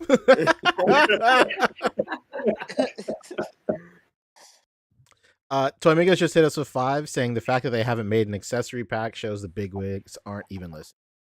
Hell yeah. Yeah, especially when, we give Toddy Mac a lot of shit for these gigantic figures he makes, but he just put up a pre-order for an accessory pack. I don't know. He did just do that. He just did it. I don't know. Unfortunately, Poncho, we are going to have to talk about it. Oh my God. Oh God. All right, well that's pretty much it for Hasbro for now. We'll talk more about our corporate takeover next week. So what else was in the news? Next is looking at the skies, baby. Whoa! Let's go. Here I am. You hear that, Fabio? Here I am, just playing with Death Dealer. I've been half distracted just playing with this the whole time. I'm trying to get him on the Headless Horseman horse. And I didn't know this. Kyle actually told me about this, but the Headless Horseman horse, it has real quick. Well, it has the 2 heads, the flaming one and the 2 heads. Regular. So no head. So 2 heads. You You can can take take the big flame off the other pumpkin head. There's a slot back there. Love it. Whoa! Slot it up. That's crazy. Yeah, I was messing around with mine earlier this week too. Good. He is a lot of fun. But he's getting horseless. He's getting his horse thieved from him. Oh my God! You You made him the horseless headsman. The horseless, headless horseman, beloved Hallows End boss from That's Roll of scary. That's genius. Yes. Okay, but I heard. Did someone say Mezco? Somebody said Mezco, Yes, baby. sir. Looking at the skies. Oh my God! How many times? And you still got Hasbro on the screen. I'm about to say it 5 times in a mirror and see what happens. Oh man, maybe you'll be the next case on Unsolved Mysteries, huh? Where's the update? No, Yeah. we went to Jollibee. Case God. solved. Stop by Bojangles. Yeah. Just kidding. Poncho went into the Jollibees and never came out. What about the story of the young boy who finally got his wish of a Bojangles Bowberry biscuit when he visited his podcast mate in Charleston. Nope. Have you The ever had boys a in the friend writer's room walk whipped into? that up. It was totally false. Have you ever had a friend walk into Jollibee's and never walk out? Have you ever had a Chicken Joy? Have you ever had a spicy chicken joy meal? Did you forget the spaghetti last time you went to Jollibee? Did you find it slightly sweeter than Italian spaghetti? Uh-oh. Looks like they're sold out of pancit. Oh no. What are you gonna do? It's What are you gonna true. A similar story happened last week in Idaho. Did their pineapple juice make your next date go very well? Oh no. You what? Somehow you're sweeter than usual. Kyle House hit us with $5 real quick you before we animal. move in. He said $5 for the cause and to keep Emily from G.I. Joe as an executive. She's great. That's Hell yeah. another Oh great man, call right there. yeah, that's another person we're bumping up. Ems, you hear that? Mhm. You're next on the ladder, baby. That's it. Speaking of more phenomenal, as in more phenomenally, Emily. That's it. Power Rangers. Do you like these segues? I mean, they're working. I love them. This- They're working this just like word- Fine Wine. This wordplay is genius. Fucking thing sucks. Oops. Wordplay is better than foreplay. Wow. Anyway, Oh wow, Tell those us about comments. that photo in particular, Fabio, because Excuse this me? looks wild right here. Yeah, It's okay. this I is missed the first half of that. What'd you say, Boog? No, I was saying, tell us about this photo in particular. 'Cause this looks wild right here. This yeah, is this crazy. is the worst. This is the worst Photoshop picture I think they've ever put up. This is like I need to find it, but it's slightly different from the original tease. I love it. They do The like, rebellion. these initial like teaser So- images. arms are too short or something. Rev up those Yeah. engines. Rev Mental up gymnastics are those starting fryers. right now. Yeah. All right, let's crusty see. crew, rev up those fryers. Rev up Here's those the original fryers. image. Whoa, that shading was nutty. Yeah, Ooh. they toned down on that for sure. You can see there's like less texture to the suits Yeah. too. Is it the same image? They just edited it, Fuck around with it. Yep. I Yeah. think so. bro. They just hid the layer. What the fuck? They hid the muscle layer. Dial Alright. back the muscle layer on the reveal. Yeah, they This looks probably good, you know. So this was ended up announced, using like a less tight fabric, and then the musculature Yeah, so on that the it buck has doesn't like show through. slightly less, fabrics, not the seams, but the actual like weave of it. Look at these putties though, huh? I think Yeah. these are just photoshops from. Yeah, these are screen caps of putties. Yeah, exactly. Even the ones It's in the same even one reversed, even right Oh here. man, you're right. It is. You Doing the know, most, bro. So, They said we're this not was touching a lightning teased collection. on MezcoCon 2021. So that was last year. That was this original teaser. Well, Pretty they much teased exactly green a year first, ago, right? 57 weeks, just over 5 years, a year ago.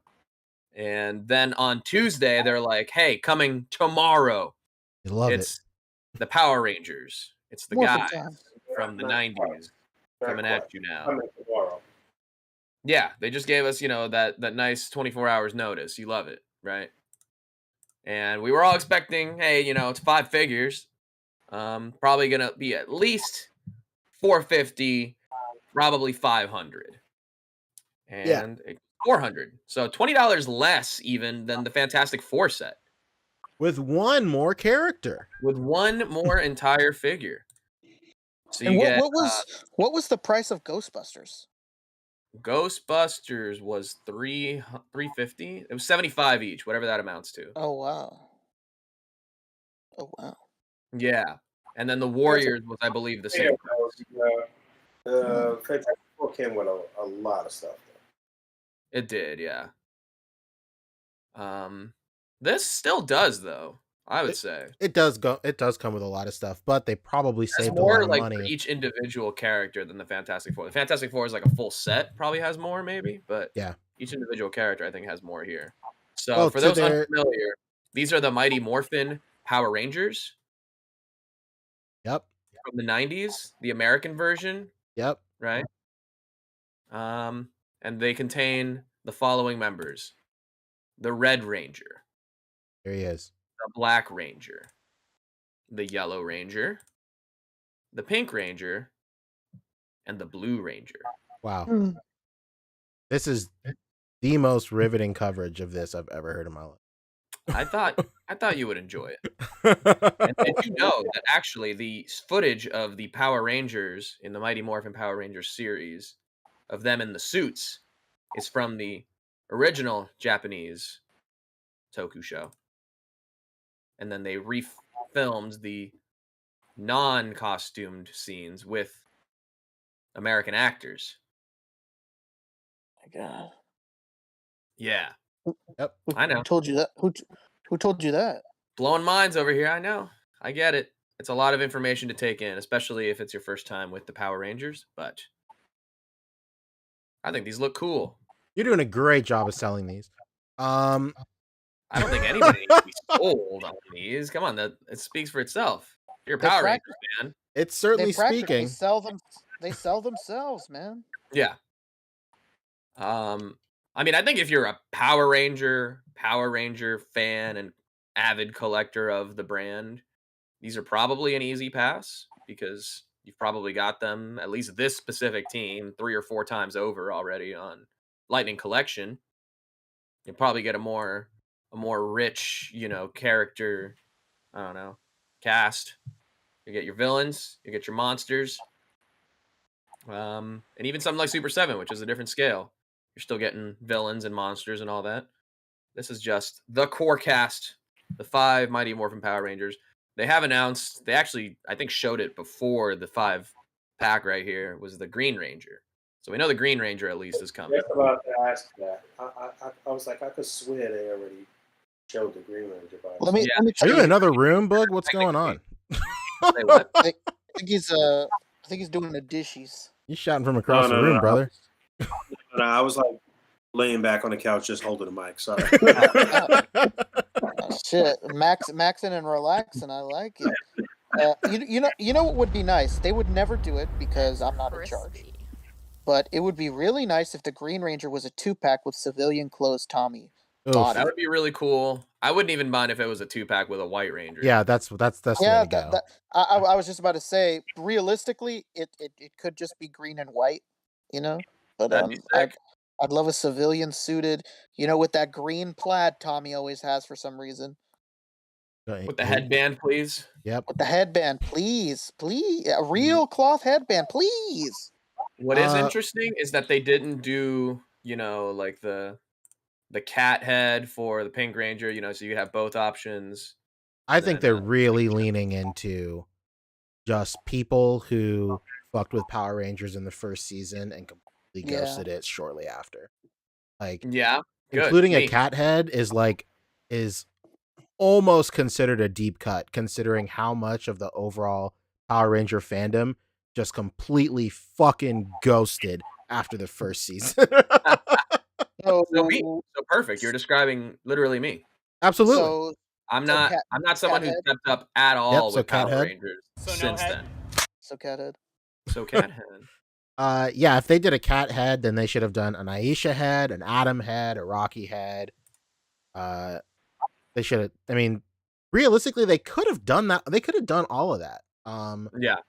But I don't know. Maybe they're saving it for another, like a con exclusive. Or could you imagine another con exclusive 5-pack with alt heads? So alt heads. So no head. So alt heads. It'd be a smart reuse, and then everybody. Oh my god! Then everybody has their stupid fucking metallic armor. I hate this. I hope they're not listening, and I hope they don't do this ever. But I will say they do like a vinyl suit, like instead of the cloth, it's like the all vinyl, and it's like a shiny. Oh my! I'd hate that. Stop doing this. I will say, as a Power Ranger fan, like, this is interesting. I will say that if you're like kind of a big fan, the dream is to have 6-inch scale Rangers in cloth suits. 330 did the 1/6 scale suits like just last year. Yeah. And people really like those. Quality is hit or miss depending on who you ask, but the sentiment is nice. I think the gold standard for these figures is eventually a 6-inch figure that's cloth suited and that looks good. So I would say that if you're a fan, this is not a pass. This is like, you're at least thinking about it, right? And like, so I'm thinking about it. I'm going to get it for sure. I think this is cool. I think it's cool. It comes with a lot of stuff. The accessories are cool. I like the blast effects. The foam effect is questionable at least.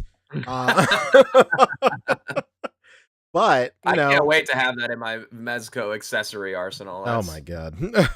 It'll be a good one to have. But overall, I think it's a nice set. I think it's cool that they included the weapon combined too.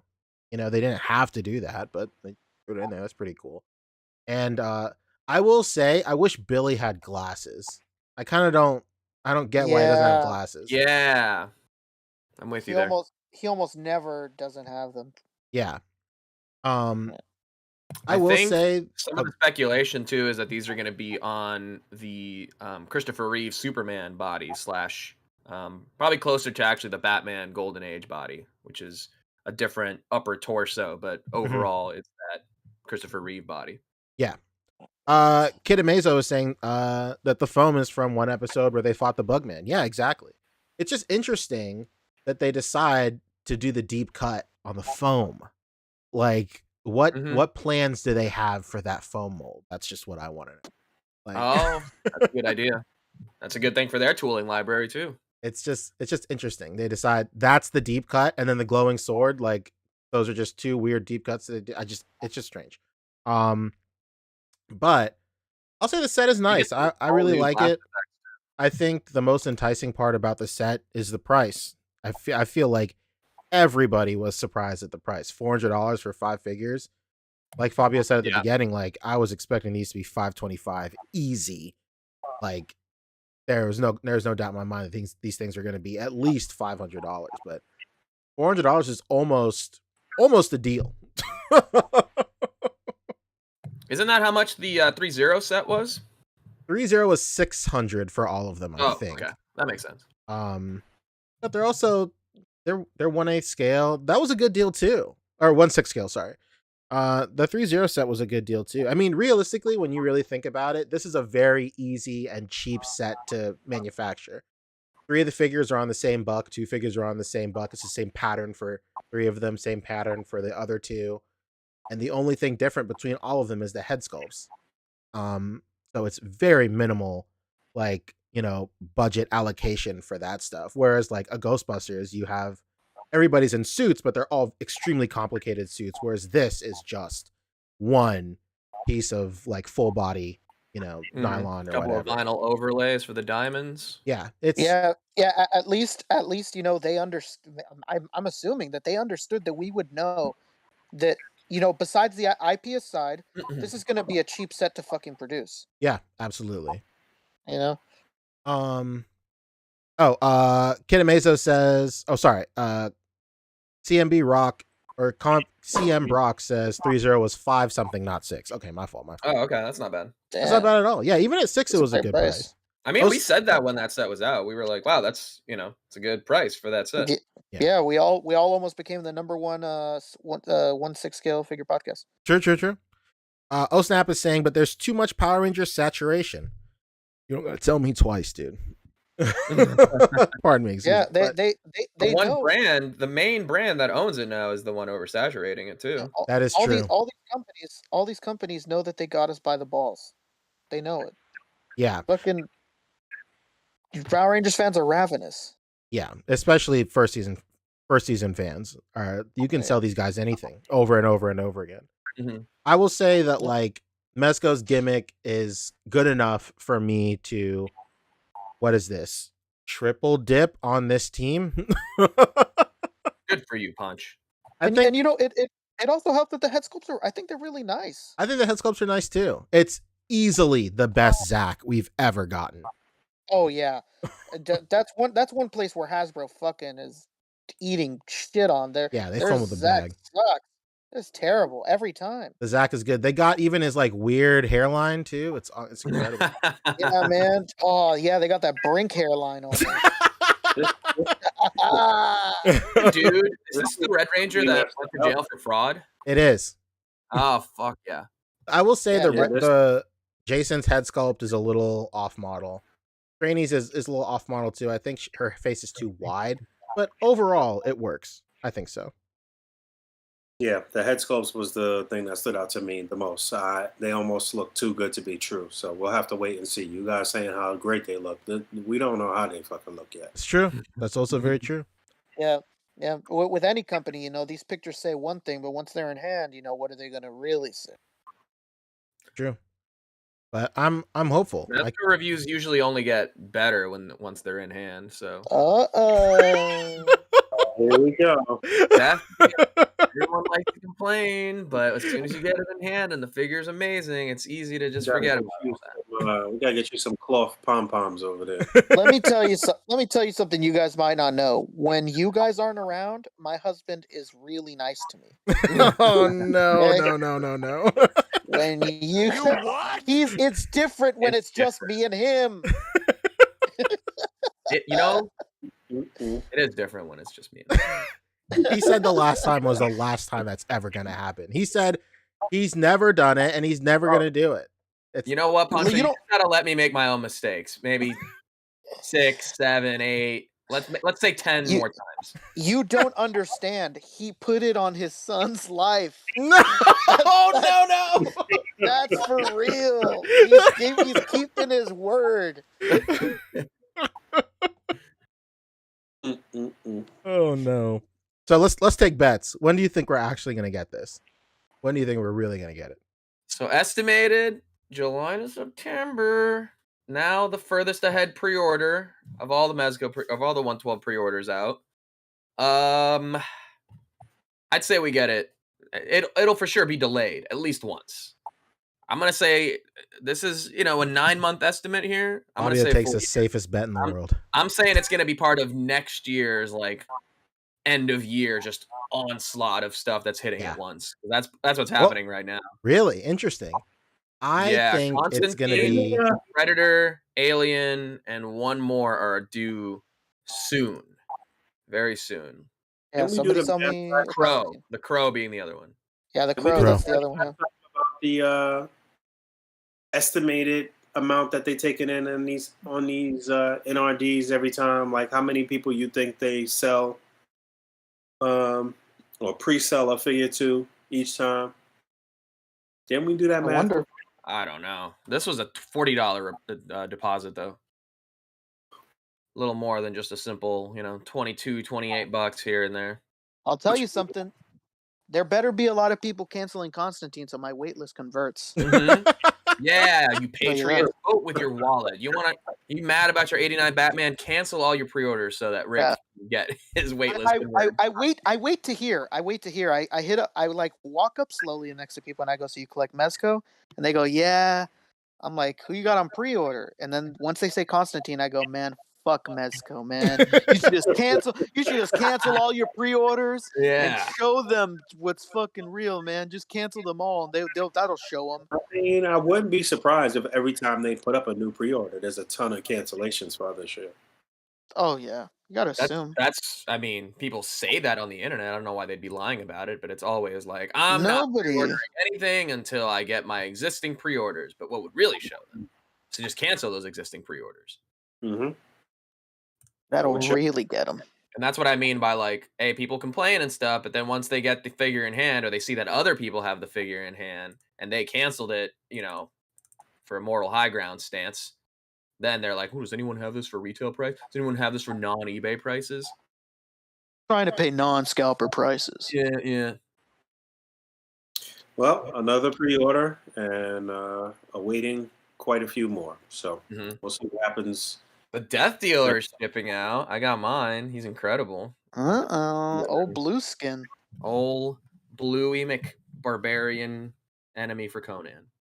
There he is. Mm-hmm. So, I mean, I think everybody pre-ordered this, right? Boog, did you? I did not, sir. Oh my god. Yeah, I think everybody just turned into you. I guess. Oh, I'm gonna pre-order it.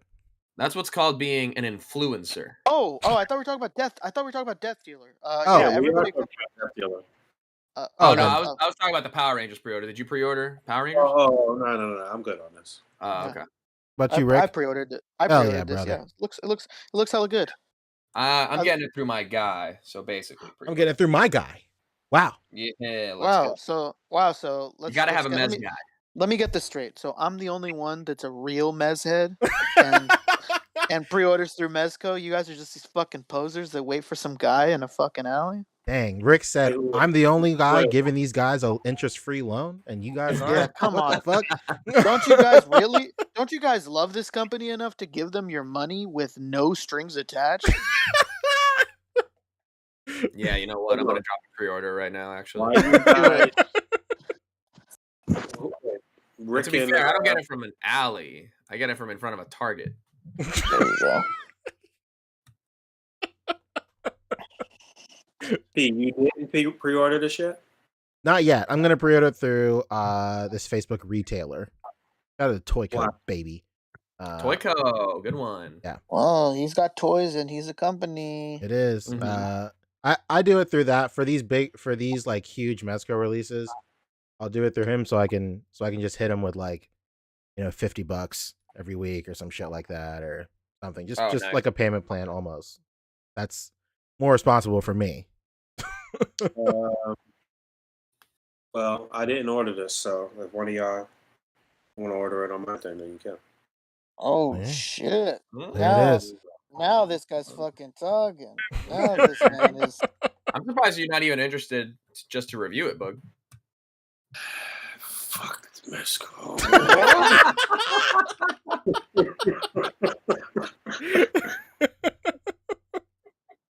Boog up there on his moral high horse, like my death dealer here. Headless Horseman. That's Boog right there.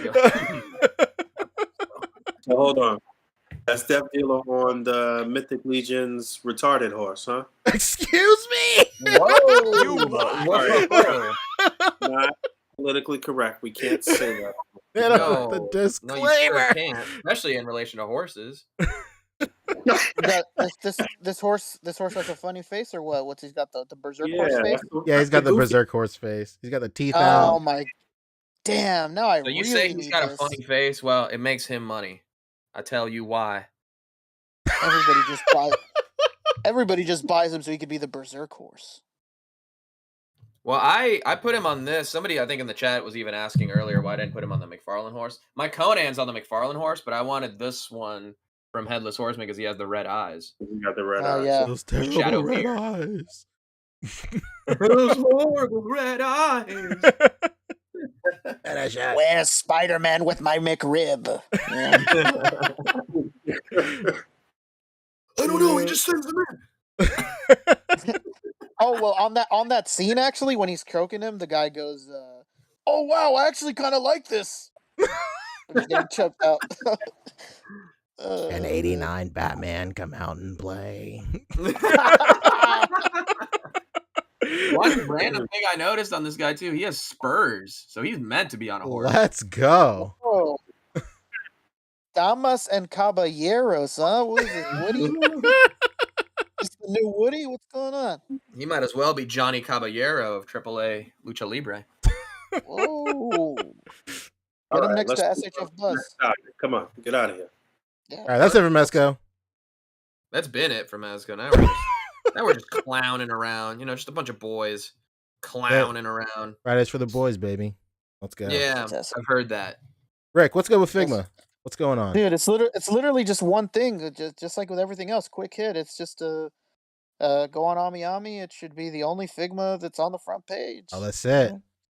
What are your thoughts? Figma Denji from Chainsaw Man. Hell yeah. What do you think, Rick? Give us Chainsaw the. Man? Well, if I'm being honest with you, yeah, there it is. If I'm being honest with you, I think that this isn't the company that's gonna do him the best. No. This character is just maybe the school clothes version, is fine. Yeah. But he's just such a just like with My Hero and Jujutsu Kaisen and stuff like that. This character, just like those characters, they're very mobile, very agile, like very pose heavy character, and like this. I mean, look at this. They fucking put cuts in his pants. Yeah. Can't even hit You the know? pose, baby. Dude, he can't even hit the fucking pose. Yeah. If you want a placeholder, I guess this isn't gonna be bad. Although, Pancho, I was gonna say I'm glad this is another little thing I can mention. These companies, they know what's up now. And it might fuck us over all in the future if the yen rises. A lot of these companies, they're upping their fucking Yeah, retails now. they really are. This is the first thing I noticed. Yeah, a lot of them are doing it now. I started like on the last Bandai drop too. I was like, hey man, wait a minute. I was like, what the fuck is up with this retail? It's not normal retail. And I was like, oh, they're adjusting now because they don't think that the yen is ever gonna get better. But they're gonna fuck us all over because I think eventually the yen is gonna get better. And let's say, this is July 2023. Let's say the yen is 10% better by that point. Like this is really gonna fuck us over here. Yeah. But you're about to spend $100 minimum on this weird looking Denji. Yeah. That fucking sucks. So honestly, I didn't pre-order this. I don't I just wait. I think somebody else is gonna do it that has more posability, whether it be uh this looks like a very big fucking Revoltech thing to do. Yeah, an amazing Yamaguchi. That's the dream. Yeah, yeah, this looks like a Yamaguchi thing to do. What's the premise behind this? The way Rick. Just So like with he's anything a man, else, right? Boog, follow me here. So he's a man, right? Mm-hmm. just like with anything, just like with any fucking anime franchise, oh man, there's a world where certain types of beings are devils. And the way that you become a devil is because the people in the world, they feel this sort of way and it creates devils. And there's devils in the world. We can't just have them running around unchecked. There's got to be a devil hunter society. And that's basically it. Like there's different types of quote unquote devils that come to be because of like human fears. Like this is just happens. This is just such a typical fucking story. And so solve that problem by now. It's happening all the time. yeah, and everywhere. So there's these certain devils that get brought along from people's fears, and all these devils have different powers and like nicknames you'd imagine: chainsaw devil, like fucking gun devil, or fucking typical stuff. It's like this anime is really beautifully animated. It's like unreal how well it's animated. So people are obsessed with it right now. It is. Does he Yeah, cut so stuff with his chainsaw parts? ideally Okay. Ideally, he does. I'm in. Yeah. So I mean, if you really love this series and you can't wait, yeah, I guess go ahead and pre-order. But honestly, think you're just better off waiting for somebody else to do it because this anime is so big, somebody else is going to do it. I think Tamashii Nations is going to do it next week. Yeah, that's honestly what I think. Yeah, because they made it seem like a big franchise is going to be announced. They also said, well, I think that big franchise is going to be One Piece. We'll save that for the next segment. I really hope it's not fucking One Piece. Oh no love for One Piece. No, it's not that. It's like you know what my issue is with it is Bandai. You've been around long enough to know this. They've started and stopped so many One Piece lines. That's true. You're right. That's my issue with it. Like, bro, you guys don't have the balls to stick with a line. Like, come on, man. How many different sublines and like fucking random shit are you gonna make for One Piece before you stick to something? Like this is the biggest anime in the world. This is the biggest anime in the world. It's the biggest anime ever. Manga ever. You can't sit here and tell me this shit isn't selling enough to keep this line going. Come on, man. Yeah. Yeah, that's it for Figma. Don't buy this. Yeah, unless you're a huge Chainsaw Man fan. Yeah, man, fuck this. Yeah, don't buy this. Yeah, that's the real reason I put this on the list. Just tell people not to buy this. Hell yeah. Before we move on, Static Thunder hit us with 5 when we were talking about Mezco. He said, "Now I know this is Power Rangers and not Sentai, but this would have been a great way better. This would have been better if they did Go Ranger, since they started the cloth suit trend. Yeah. Go Ranger is an extremely deep cut. It's the first Sentai series, and if SHF could only get away with selling one of them, there's no way Mezco would ever do it. Yeah, in an ideal world, though. That's true. Well, to be fair, Shoto did a whole set of Go Ranger too. So, it's out there. But, like 3 years ago, I would have completely said this is no way ever happening. But the fact that Mezco is doing Ultraman, maybe there's some hope there. I don't know. Yeah, and I'm sure like negotiating that license would be cheap. Very true. Like, yeah. Nobody's out here clamoring like that for it, or to buy that license. True. All right, next up is Tamashii. Just go to Instamashi, Fabio. There's a picture. There should be a picture of the map that they've unveiled for their event next week. Yeah, right there. Whoa. So first things first, I don't see a bathroom on this map. We're going to have to do some more searching once again. Oh, man. No, come on, man. Where am I supposed to pee? But this is their Tamashii Nations Tokyo, like they call it, just their huge event, Tamashii Nations 2022. We're going to do their reveals for the year. They have just a bunch of stuff here. They have Gundam, Sentai. It's cool to see Sentai back. I think this is the second year they've done this event where Sentai has been back, so it's really cool. They have Jump characters, which includes Dragon Ball and Naruto and all that stuff. Then they have a live action section now too, which is cool. Robot animation, whole bunch of cool shit. Is this a real place, or is this another virtual con? I don't know. It's got to be virtual, right? There's no way. I don't know. There's a Macross floor.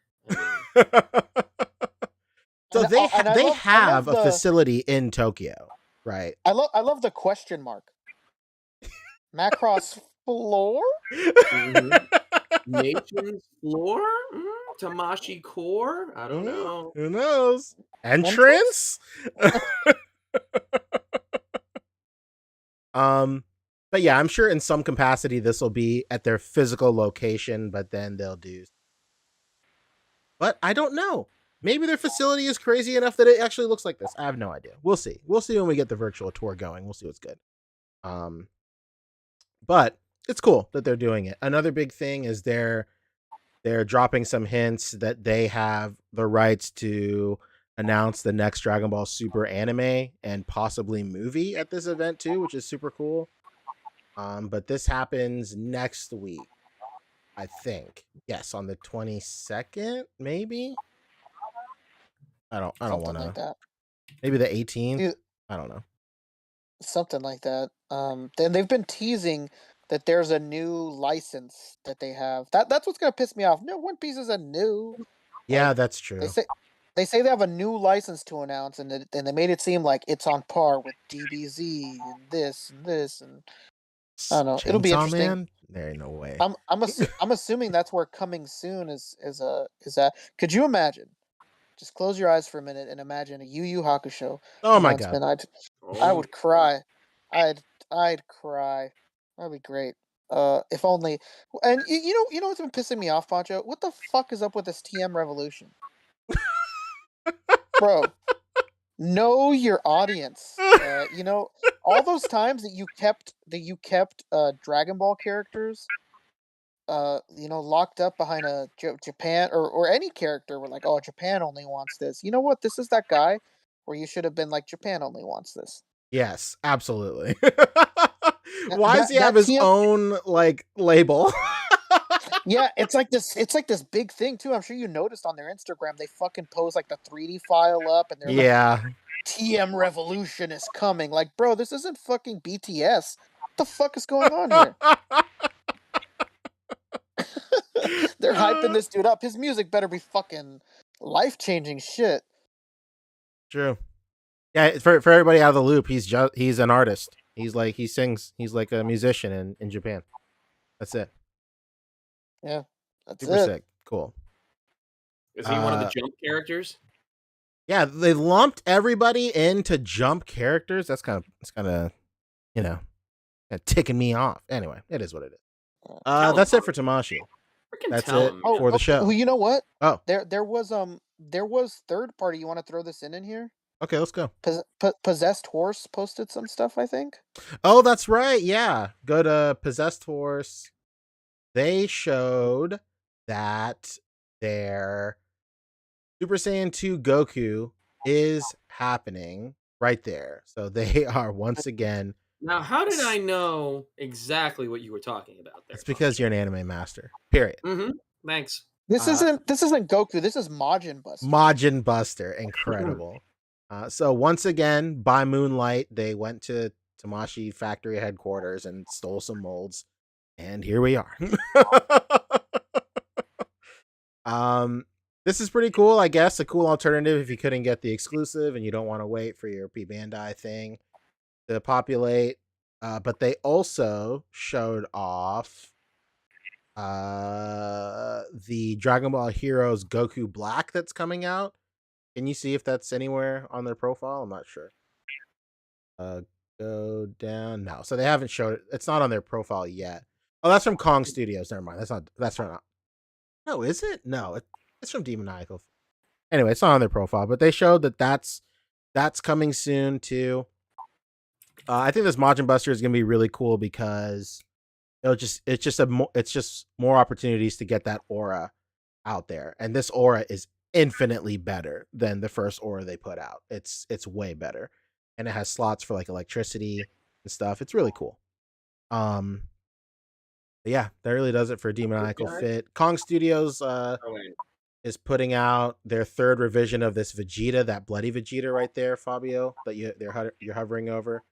It's their third revision. It's on their bloody Vegeta Buck, which they've released a couple of times. And then it also comes with an alternate head, so alt head. So no head? Which is an Ultra Instinct version of Vegeta as well. This one touts like new shading on the hair stuff. I think it looks good. I have the second revision. I'm not really sure if I want to double dip on this one, but the Ultra Ego head looks cool, and it's always cool to have other, Majin Vegeta or Vegeta Bucks just laying around. You never know. But that's it. That's it for the show. Goodbye. Good night. Hey, welcome to After Show. No, we forgot to talk about McFarlane. Oh my God! All right, hurry up. Come on, man. Oh, we did. Some of the people are here just for McFarlane. We got to make sure. No. You what? Hawk photos. One. Others, I'm sure. How about remember this guy? There he is. Shazam. First look, Shazam, Fury of the Gods.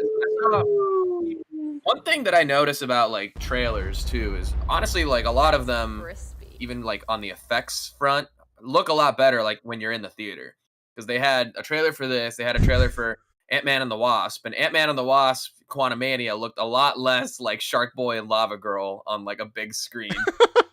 Or not even that one, Spy Kids 3D. Woof. And this looked pretty good too. This looks fun. I think I like the old suit better because it had like the hood cape and everything. But yeah, I like that one better too. It's a good look for him either way. Look at these ugly like ball pegs too. Anyway, all right. So this is what we were talking about. What we were alluding to earlier. Accessory pack number 2, McFarlane Toys exclusive. There he is. Blickies. Yeah. It comes with a ton of weapons. I'm told. Are they scaled to his weird scale? Yeah, they sure are. Oh, so means nothing to the rest of us, right? Well, you can probably still make use of them. So they got a bunch of stuff. Look, they got a spot. No, that's a FAMAS, right? A FAMAS. A FAMAS. Yeah, I know. There's a reason. There's a reason why when I talked about it earlier, I didn't say everybody go out and buy that accessory set because the scale is worthless. Oof. I mean, some of these, like, what scale do you really need a ray gun like this in?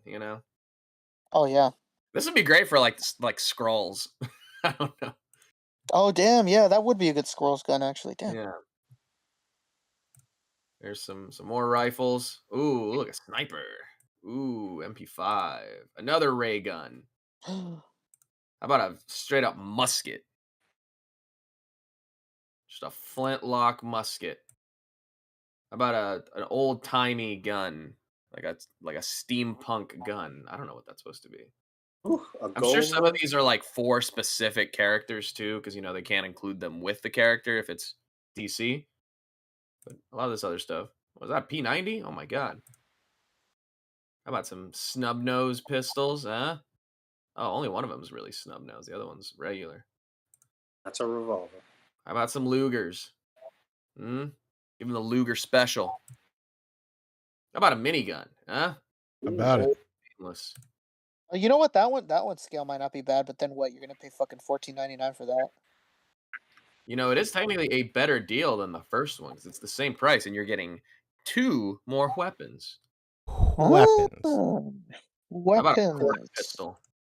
About it. Yeah, that's good. It's good I for mean, like but the problem, as I was gonna say, the only problem is that like the only people that could use it are just Harley and Mr. J. yeah. It doesn't even actually have a trigger. No, it doesn't. That's how they It get looks away like with they it. snapped off for this photo. Oh, it looks like somebody had like a dull, fucking hobby knife and just fucked it up. Now that you mention it, Boog, none of them have None of them do. It's just wild. Yeah, that's how that's the thing. That's how you get away with it. Like if your guns don't have triggers, it's easier on like the board that decides all that shit. This is wild. They got triggerless guns in a pack. Yeah, and it was funny because he was talking a big game in that fucking live. I'm gonna make guns either way. Well, maybe This. look at the video. Okay, I'm just never- seeing if Oh no, the they first got one- triggers in the package. that's what I was about to say. Maybe it's just the publications that don't have triggers. Oh, hang on. Let me see. The plot thickens over here. Let's take a look at this exclusive accessory set. I don't see triggers here. Lady Spawn with Lugers.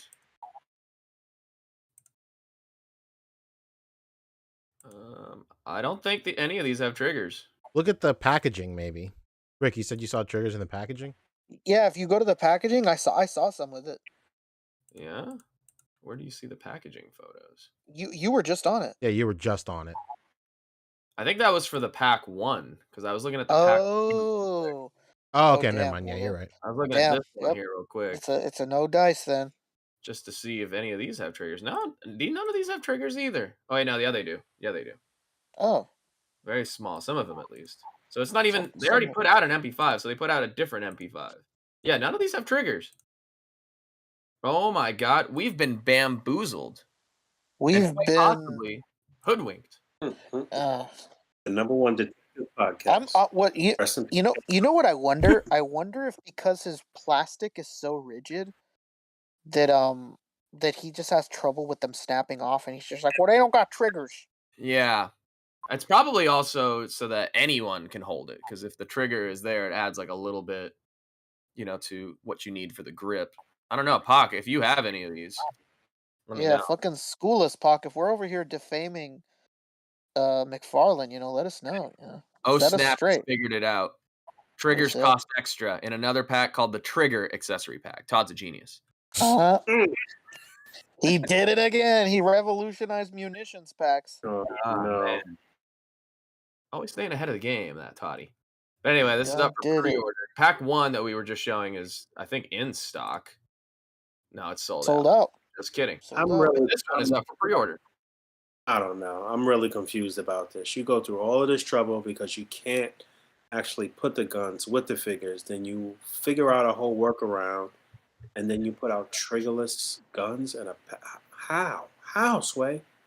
Todd is operating on a level that, quite frankly, I don't think we're meant to understand.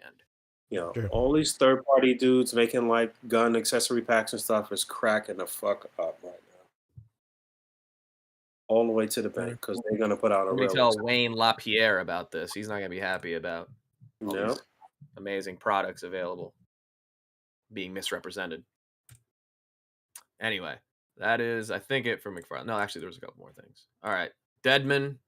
Oh, we've seen these before. They're just up for pre-order now. Deadman and Aquaman. And they're part of, at least, no, Deadman is a standalone.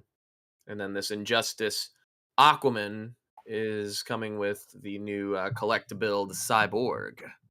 Aquaman looking like he not missing no meals, bro. Brock Lesnar, Aquaman. Brock Lesnar, Aquaman. The next big thing. Lesnar. Yeah, this is the what's it called, right? The future version. What the fuck's it called? Yeah. This is from Flashpoint, not Injustice. Flashpoint. There we go. Yeah. Yeah, I can always tell because he looks like a roided out Hank Hill. That's how you'll always know it's Flashpoint. What? Nightwalker is saying, can we get some gangster Looney Tune figs with guns? Only if they look like they were airbrushed on a t-shirt from 2006. Yeah. Talking about. Nah, man, Boot Cat figured it out. Brockwaman. I said that. Brockwaman. I love it. I love it. Excellent. That is what you call a nom de guerre. Yeah, good shit. All right, goodbye. Love it. Hey, welcome to the after show. Hey, guys. Yes, sir. We officially back at it. All right, what are we talking? You talking about Black Panther, spoiler free? What are we talking? Yeah, what's up? We're talking fucking Black Panther. Who saw it? Right? You guys all see it? Not Boog, right? Say it again. You didn't see Black Panther? Black Panther, right? No. I was literally looking at tickets a little while ago for the morning. Yeah, you should go immediately. Yeah, every time I open up Facebook, I'm quickly going over to the A.C.B.A group to not see. Oh, dude, Sergio and all of these people talking about. Somebody posted a huge spoiler for Black Panther in the A.C.B.A group, and nobody did anything about it. So I was just like, "Oh, okay." Really? Oh, what? Yeah, like there's a picture. There's a picture that is an exact replicated scene from the movie. A shot-for-shot remake. Yes, I do remember. Shot remake. Yeah, and I was like, okay, so we're just letting this fly, all right. No, what do you mean? You an admin. Erase that shit. Hey, man. I've been around this. I ran around the block for a long time, and we had a couple admins who were just deleting shit without any real shit, backing it up. Oh man, I gotta look for it then. I'll know. I'll know what it is. To be fair, I think it was in a trailer too. If we're thinking about the same one, that's why I did nothing. Okay. Anyway, maybe I'm tripping then. Maybe it's not that big of a deal, but it's literally an exact scene. I'm gonna look for it. So this is we're spoiler-free thoughts. I don't want to put the spoiler tag up just because we're not talking spoilers at all. Overall thoughts. Overall thoughts. With as spoiler-free as possible. Overall thoughts, I loved it. I thought it was really good. I thought there was some really good things that were set up early that were paid off pretty well later on. There was a couple things that I was like, okay on. But overall, I thought it was beautiful film. Yeah. I agree. I thought it was great. I thought it was good. I enjoyed myself thoroughly.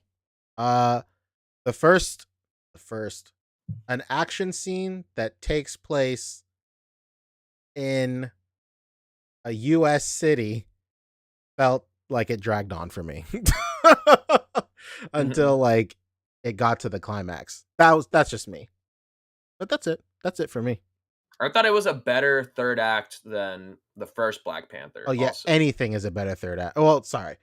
Anything is better than the final CGI fight in the first Black Panther. Yeah, that was terrible. That was abysmal. It kind of took away from the rest of the movie for me, but this one I think had a really good final, fight or whatever. Yeah, I really wish that Marvel would stop doing that, but it doesn't look like they ever will, because Shang-Chi just did the exact same thing. Yeah.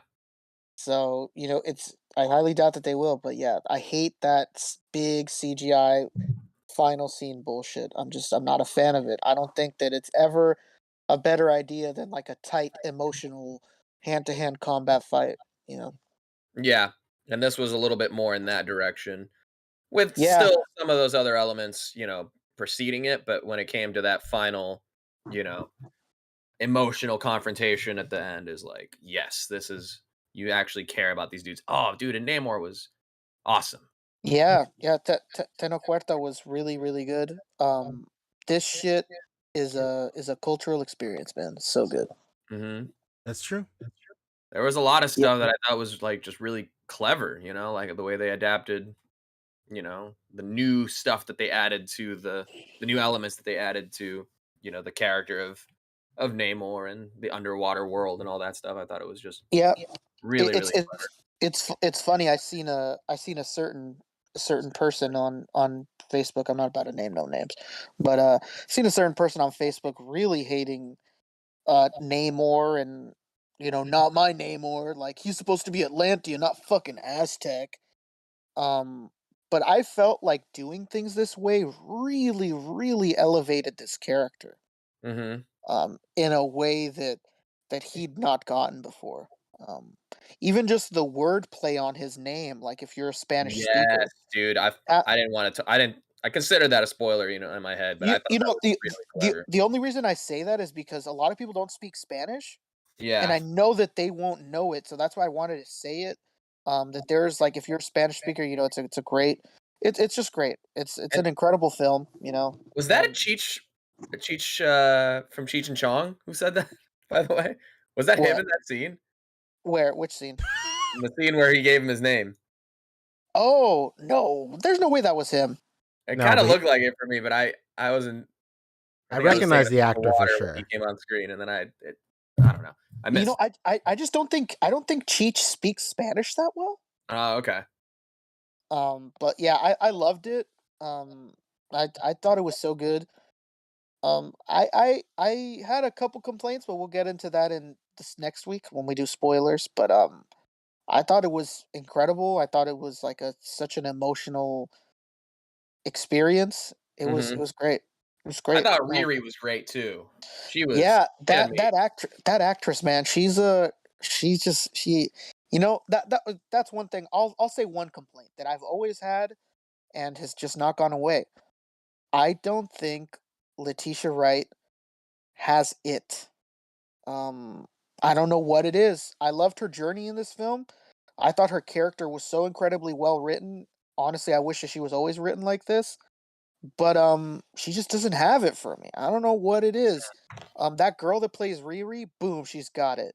Lupita Mhm. Nyong'o, boom, she's got it. Lupita was gorgeous. Oh man, the Oh pride my that's god. the pride of Mexico, baby. That's the Dude, pride when of she Mexico you're speaks talking about. Spanish, I was Oh blown man, away. She that's has the a pride of I Mexico, know baby. she was born in Mexico, right? That's what it is? Yeah, yeah, that's why her name is Lupita, and yeah, Yeah. she spent a lot of her life in Mexico, and Her she's Spanish was incredible. she's a Mexican citizen before she's a citizen of any other country. That's That's just the awesome. Yeah, and Denai Guerrera, she's another person. She has that it factor, and I've never felt it or seen it from Letitia. The character, the woman that plays the character for Shuri. But don't get me wrong though. She was so incredibly well written She here. was really good in this movie, though, Yeah, I will Yeah. yeah. say. She was incredible in this film, and it just makes you think like, man, why wasn't she always written like this? What the fuck? Yeah, she was a Like, little dorky in the first one, I remember. yeah, and then not enough time was ever given in any other moment that she had. But this film, she did really well. She And did then really well. they snapped her. She was part of Yeah, the she was part of the yeah, she was part of the missing. So yeah, this is a great film. I can't sing its praises enough. Um, it's great. It's fantastic. If you're Hispanic, if you're Mexican, this movie's gonna mean a lot to you too. I think representation matters. And There this is this one this really does spoiler. it. This doesn't take away from my overall rating, but I had gone into it Don't having say known it. a potential spoiler that I'd heard, like, months ago that actually got me hyped for this movie, and it did not happen. Oh no. Oh no I'll no discuss what that no is. no no. That wasn't, rather. Uh, I will say lot of great uses of silence in the movie. Yes. Oh yeah. Immediately ruined for me because I was sitting next to an iPad kid who was watching Bluey on their iPad. He was Just watching what? Bluey. Bluey? Great show, but still, But not at that set. every time it was silent in the theater, her iPad, her headphones that she was listening to and her iPad were just loud enough to where I could hear it. Oh, you know what? That's one thing I'll mention. It's non-spoilerish because it only happened to me. My viewing experience was not good. Oh no! I What had happened? I had this. Oh, dude, I had this group of 2 cool teenagers behind me. Did you George Yeah. Costanza them? What's going on? Dude, I semi did. I forget what scene it was. This guy goes, "Ugh, oh brother, this movie sucks cock," like really loud. So I turned my head and I go, "Bro, are you good?" And he doesn't say anything. And then I turned back around. I was like, "Dude, what the fuck? Like, come on, man." And he'd been doing little things like that, like for the first 30 minutes of the movie. And I was like, "Dude, you know, I've been a kid before too. I've been in the movies and I've been telling my friends things to like make them laugh. Like, I understand." But it was like dead silence. And like it was a scene change. And he goes, "Guys, this movie sucks cock." And I just had enough. I was like, I just turned around and said, "Bro, are you good?" And he didn't say anything. And I turned back around and I just went up along my movie experience. It was nuts. Wow, he does sound pretty cool. Yeah, very, very cool guy. I don't know if you guys know this, but there's a guy here in the South Bay area who's really, really cool and had to let all his friends know by saying that the movie sucked cock. I'm glad he did. Yeah. I had a lady next to me who was like checking her phone. The funniest thing about I had a good experience with her, though. She was just like same thing during like the slow scenes or whatever. She would just check her phone real quick, and then when loud noises returned, she would like pay attention. Oh no! The funniest thing about my experience, which was overall good, there was a lot of kids. Like it's a Friday, and I went at like 11:15 was my showing. There was like an alarming amount of children like not in school. I hate kids. Right? And then when I got out, the entire like concession stand lobby and stuff was like even more full than when I came in. Obviously, it's a little bit later at that point, but more kids. It was nothing but kids. And like a couple of chaperones here and there. It looked like a field trip. But the funniest thing about my experience is I think that there was just like a large like black family, mostly like older people. One like old enough that was on like a cane and had to be like helped up the stairs to their section and everything. And it looked like they were all there for like a reunion. Like they all were like, "Oh, we haven't seen each other, us, you know, close but still far enough to not see each other, family members. Let's all like have a little reunion and go see Black Panther together." They're all sitting in like different sections across like 3 or 4 rows, and they're like reaching across the aisles and stuff to like give each other hugs and like sick. say hi and be like, "How you been? I haven't seen you forever. You know, what was going on with this other thing you were dealing with?" And then they all left like together. That's hilarious. It was like really touching actually, because they were like trying to get into my row and they were like passing over me while they're like talking to someone that's like 2 sections back, be like, "Oh, how you doing? How you doing? Good to see you." Like, "Oh, Jim, is that you? Is that you? Junior, where you been, man?" And You made it out the hospital tonight? Like, fun and wholesome. It was like pretty. I wasn't mad about it. Yeah. You know, I was really happy that there was not a single fucking kid in my movie. Oh, good for you. Yeah, it was great. You know, you always have that family that like is a very young nerd couple, and they don't give a fuck that they're taking their baby to this movie. No, sir. I hate that shit. Happens all the time. That's gonna be Poncho at some point. I was just squeeze me. He's gonna go with Becca to this fucking Black Panther movie, and he's gonna be like, "Bring little Poncheezer along." It's okay if he cries. No, it'll be since it's the one that precedes Ponchi Z. His name is going to be Ponchi GT. Oh no! No, maybe he's Ponchi Z. Oh no, damn. Yeah, I was gonna say maybe he's. Well, maybe Poncho's dad was Ponchi Classic, right? Poncho is the sequel series, right? Ponchi Z. And I'll never forget when I saw Ponchi GT. This I needs saw a little more explanation, right? But until it's funny. What's the second new Star Wars movie? I can't remember the name of it. Force Awakens? No. One after that. Last Jedi. Yeah, Boog and I saw Boog and Becca saw Last Jedi together. Somebody brought a baby, And then the baby started crying, and then somebody in the front of the theater goes, "You fucking serious? A baby?" That's incredible. Fucking you gotta love New York, man. That's hilarious. It's so great. Worth the price of admission alone. Dude, it happens all the time. It's always a young nerdy couple because nobody else has the balls to bring a fucking kid in the movie. It's a nerd that cannot stand the idea of getting spoiled, and it's like, dude, fuck this. Bring little Jeremy. We're gonna watch this fucking Black Panther before I get spoiled tomorrow on Reddit. Like, come on, bring him. And then they want to kill themselves during the movie because these kids just won't shut the fuck up crying. That's it. I see Boog couldn't take it. He had to leave. Yeah, I think he went to go catch a showing. Oh man, that's beautiful. This movie's a cultural experience, man. You guys got to watch it. Yeah, That haven't it was watched really it good. in the chat. The slow-mo sequences were great too. There's some really cool slow-mo sequences. Yeah, I could have done without one in particular, but it felt a little Next egregious. week, save it. Huh? Save it for next week, baby. Oh yeah, of course. I'm just saying, in general. Yeah. I'm saying just so you don't forget. Oh You yeah, gotta remember. but you know, I still really enjoyed it. I was surprised at how long this movie was. I just kept on thinking it was gonna end, and then a new thing started It did happening. have quite a few endings, yeah. And I had, oh my god, I sat down for the movie and I already had to piss, and I was like, oh, it's okay, I'll wait till after. I was like, I nearly burst my bladder right afterwards. And there was this isn't any spoiler. This might even like help your theater experience.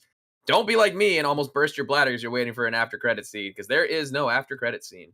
Yeah, there's a mid credit scene and that's it. Do Yeah. not wait any longer than that mid credit scene.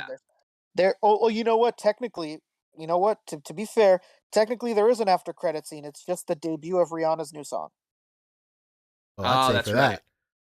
Yeah, that's how they market. That's how they marketed. Like, stay after the credits so you could hear Rihanna's new hit single. Like, did they really? Yeah, it's like a fucking thing right now. But Okay. yeah, there's a mid credit scene. It happens really fast when they're doing the credits. After that, just fucking leave. There's not two. Yeah. So yes, overall, I thought it was fantastic. Anyone who's really mad about how goofy or maybe just at par quality, if not subpar, a lot of the more recent MCU stuff has been, I think you're gonna be pleased with this one. Yeah, this feels like a return to form, for sure. Yeah, absolutely. And I don't care what kind of backlash I get. Anybody who doesn't like this Namor is a fucking racist. I don't. Anybody who doesn't like this Namor, I don't fuck with you. Unless you're like some Namor super fan and you got unless you're Billy Mahoney levels. Yeah, like you know what? People that hate Aquaman, I don't fuck with you either. But you know what, Billy, I understand. Billy has been obsessed with this character his entire fucking life. His house is literally a shrine to Aquaman. So he has an issue with this Aquaman. I'm gonna be like, okay, that's cool. But if you don't got some particular affinity to fucking Namor, and you're out here shitting on this guy, calling him not my Namor, being some little racist shit, I don't fuck with you. I don't like it. Hell yeah, brother. I don't fuck with you. That's for sure. Yeah, because this was I thought it was great. I thought it was so well done, added to the character and didn't take away from it in any way. I thought. Oh yeah. So, yeah, I loved it. The origin, like his origin sequence, I thought was really interesting. Yeah. I think at this point, like, everything is such an adaptation from the comics. Like, as long as the adaptation is smart and done well, I don't see any particular reason to like not be with it, right? Yeah. If you sat through a movie theater where Peter didn't have a fucking Uncle Ben, you could sit through Namor being Mexican, bro. Okay? Yeah. It'll be all right. Yeah.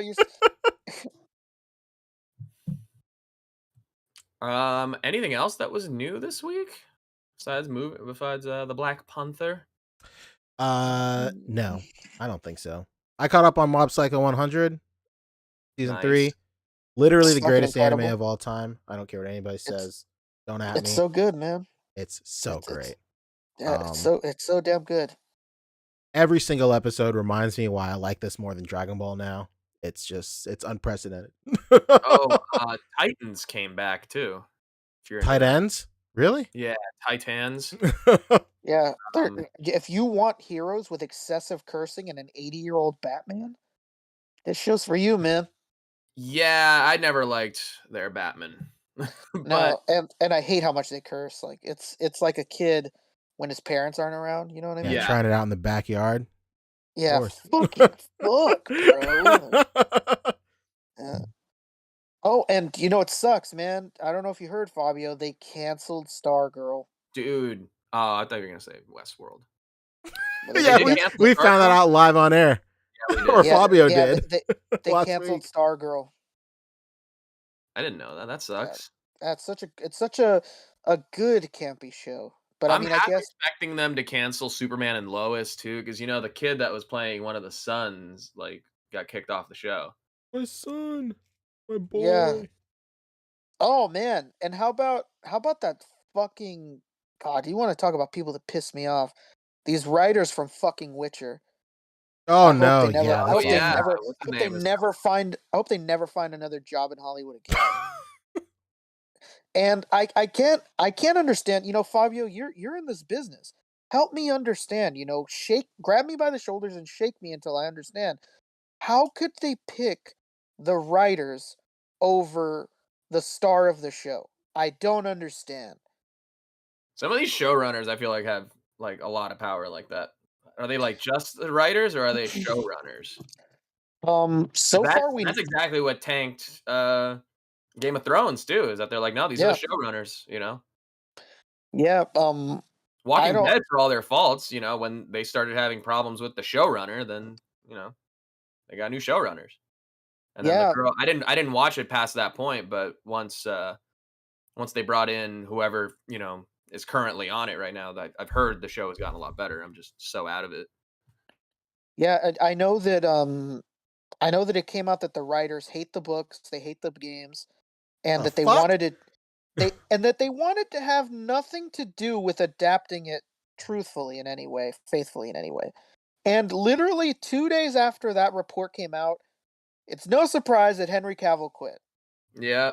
Well, He he's back literally to playing Superman, and eh, I'm sure, it's a James good Gunn will actually make good use of him, so yeah, it's a good excuse, you know, yeah. it's a good excuse like, "Oh, well you guys fucking hate this character? Bet DC's paying me, bye." Like and then the worst and then they fucking cast him with the lesser Hemsworth? This He's isn't like gonna the work. mid Hemsworth because there's one more. The one from Yeah, Westworld is the th- lesser Hemsworth. this shit isn't gonna work. Like nobody's gonna watch this shit. Like people aren't gonna watch this. Just cancel the show. What the hell? Mhm.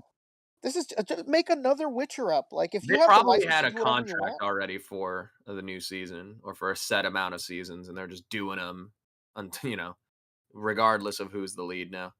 Yeah, and you know people are saying that, oh, it has to be just Superman. Like no, it isn't. This summer he just reiterated that he was willing to do up to 6 seasons. Mhm. You know, and I don't think it's a coincidence that this shit comes out about these writers and he's just like, yeah, man, fuck this show. It's crazy. It's crazy, man. I'm not happy with That's Witcher. crazy. It's Are you guys crazy. watching Andor? No, is it getting better? Because it was It getting really boring. it got a lot better after the heist. I thought it got better. Even up to the heist, I thought like, oh, that was a fine episode. That was easily the best episode, but I think it's actually gotten better since the heist. The setup for the heist and all that stuff, I was really not into it. I was like, wow, like the show is kind of boring. I think I even said it on here. And Yeah, then the heist episode was really good. And then the kind of change of setting where now he's in like the Imperial prison is like way more interesting. yeah. You know, I'd wondered And there's more like why. political sort of intrigue between Mon Mothma and her collaborators. It's almost getting like Game of Thronesy too, Yeah, where I or at I, least I House of wish Dragon, where there's betrothals between sons and daughters across families for political gain. So that is I way more interesting than what was going on with like the setup for the heist, in my opinion. I wish I knew what made them choose this show to have so many episodes Hmm. and all these other incredible shows not. to It does have this feel many like they're cramming episodes. 2 seasons into 1, honestly, with, like, how drastically the first season could have ended at the heist, right? And then now we would be in season 2 where it's the repercussions of it and a change in setting with him in the prison. And what also is strange is that they just announced a season 2. Yeah. So, kind of nuts. Like, damn, you guys really believe in this shit. Mhm. Give it this many episodes, gonna do a season 2.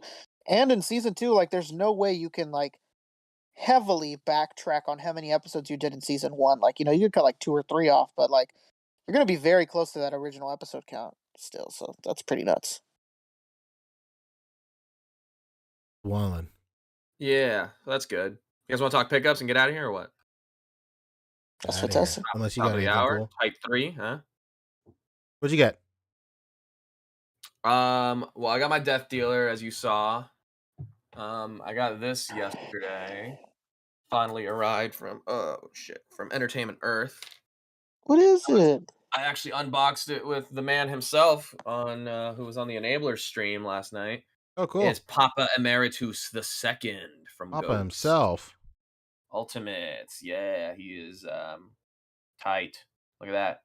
Evil satanic pope. What more do you want? That's him, man. I seen him. I seen it. There he is.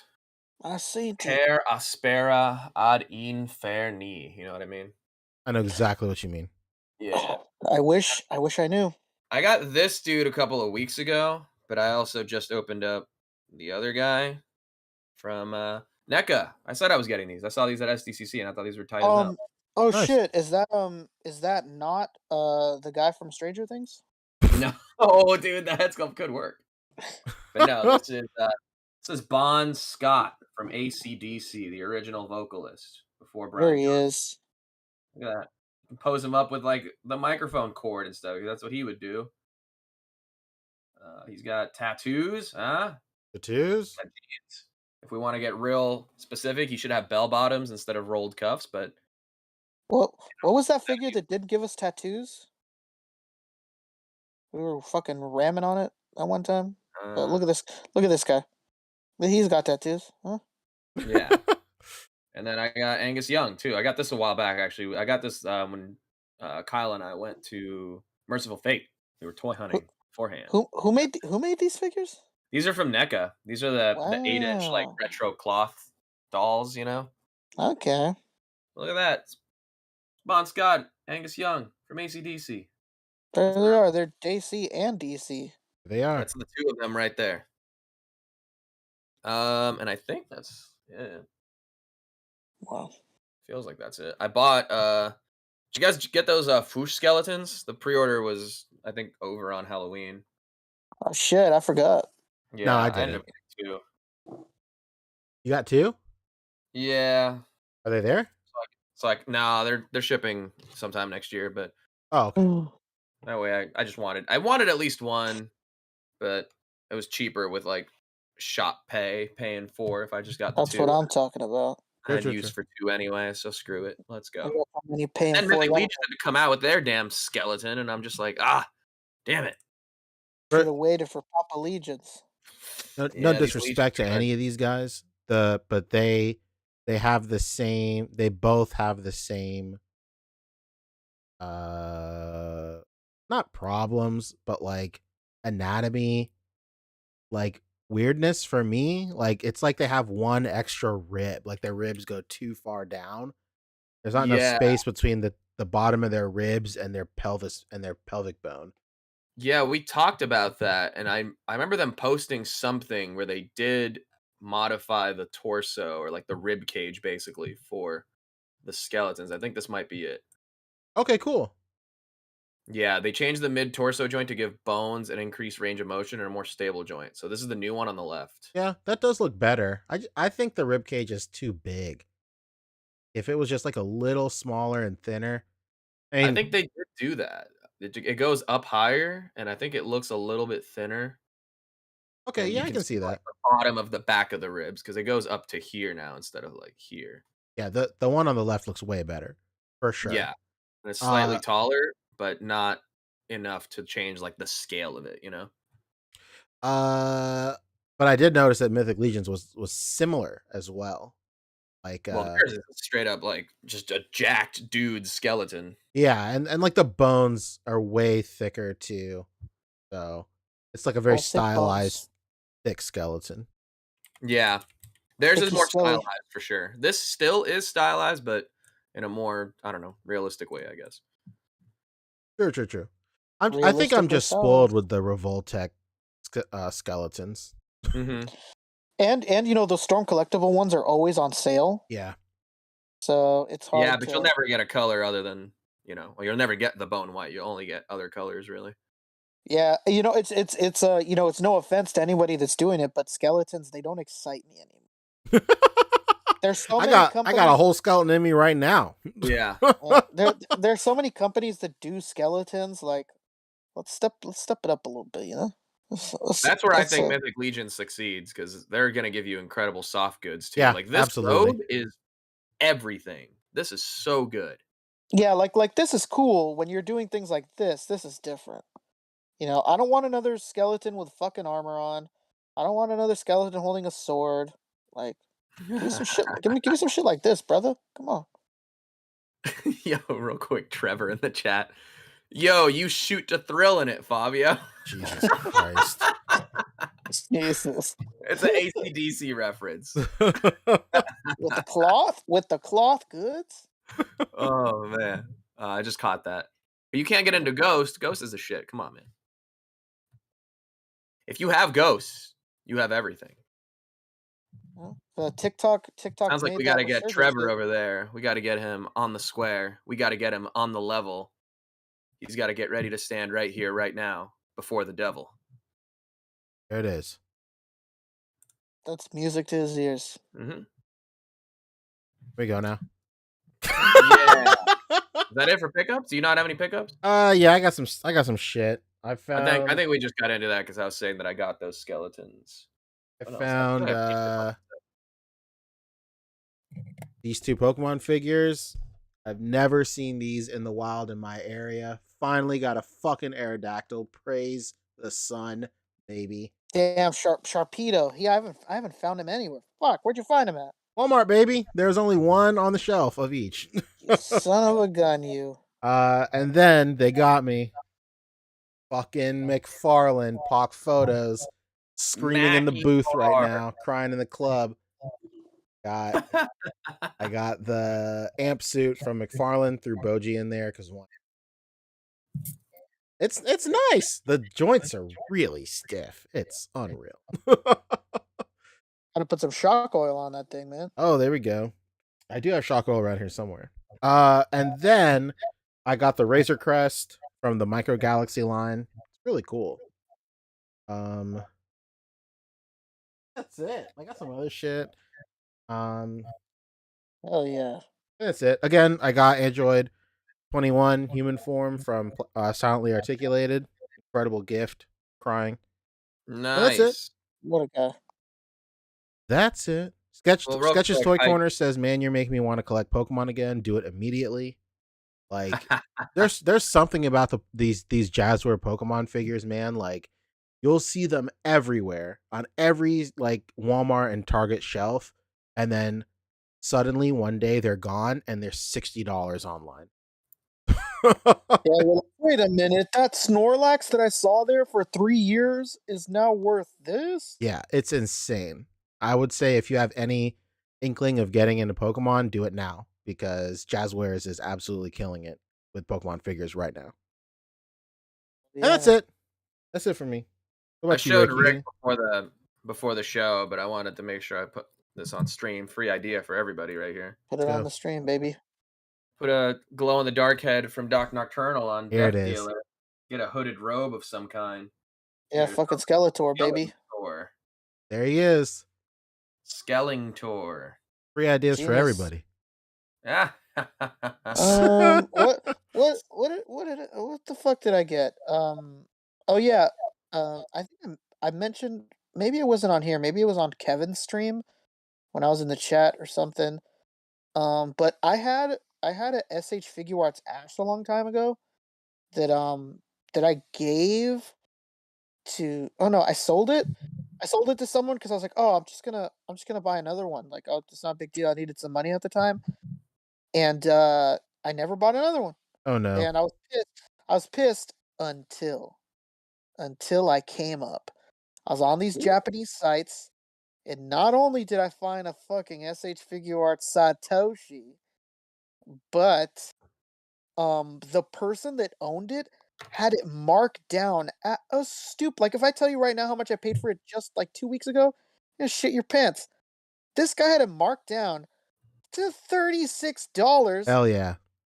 and for the stupidest reason. I'm shitting, He's brother. like, "Oh, man, this thing's on sale because I hated how this figure wasn't anime accurate, I and love it. I painted his shirt black for you." Oh, cool. Said, "You son of a bitch, What? I'm in." Yeah, figure Yeah, grade so I is like have a huge thing over there, man. yeah, So they that consider things tanked like the that, figure like grade. yeah, they think like, "Oh, man, I really fucked this thing over, like, so here's a discount, $30." And if anybody that doesn't know, that fucking Ash goes for dumb money right Yeah, now. it's $300 easy. Easy. Yeah, Now, so I does got this thing. Pokemon have a pretty dedicated fan base? You could say You know there's a what? couple of fans out there. Yeah, I hear it's really strong in Mexico. Um, Although I that's did what just go to my game shop yesterday, and it was Pokemon night, and those people were intense. yeah, there's an Eevee box or something like that released. Yeah. Um, Oh, yeah. fuck, Brothers War came out today for Magic. I should have gone to my shop to get Brothers War. I'm those trying to Transformers cards, you know what I mean? I have a fucking Ami Ami package, but it's not here yet, so I don't consider that.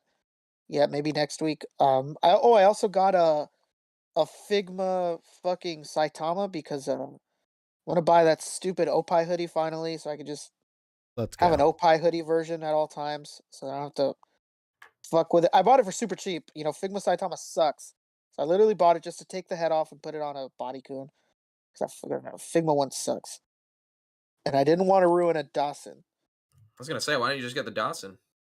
I just didn't want to ruin that one. That's actually. I mean, the cape sucks, but the figure itself is great. Um, trying to think, did I buy anything else? Oh yeah, I got the Moon Knight from fucking the Conchi Wave. Oh, Uh, nice. that's that's cool. Mine's joints are really stiff. So I gotta put that shit in like the freezer or something and snap the joints or whatever.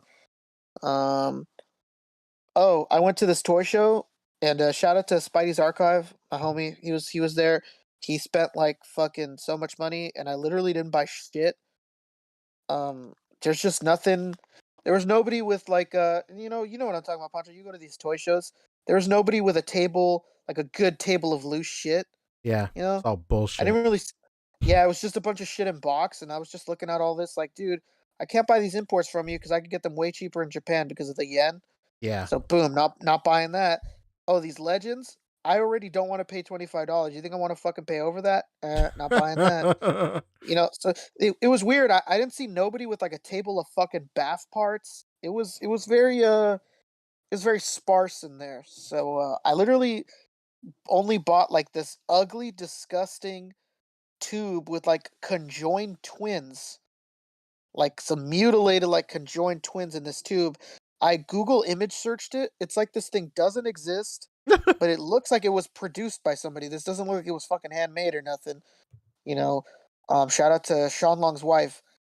Hell yeah, But what a pull. anybody that doesn't know, she makes those crazy ass baby dolls.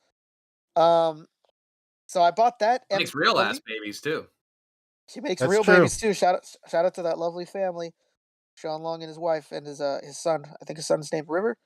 Yeah, Great name. Sean had a great post about Kevin Conroy today because he's met him a bunch of times. Yeah, many times. If there's anything that you can fucking assure yourself of, it's that Sean is at the con. That's true. He's always at the con. I'll never forget one time this fool he had his car stolen, destroyed, and he still showed up at the con that day. What? Gotta love He it. don't fuck and he was like fucking like 100 miles from home. It happened on the way to the con? On the way to the con, man. Yeah. And like I said, he was like 100 miles from home. So it wasn't even like, oh well, you know, I live like 20 minutes away, I could just get this shit towed. No. This man lived hella far away and he still went to the con. Oh Uh my god. literally the only other thing I bought was I mean, anybody that doesn't know this, I buy and collect homies, little Yes. Hell yeah. little quarter figures. Shout out to Patrick J. Martinez.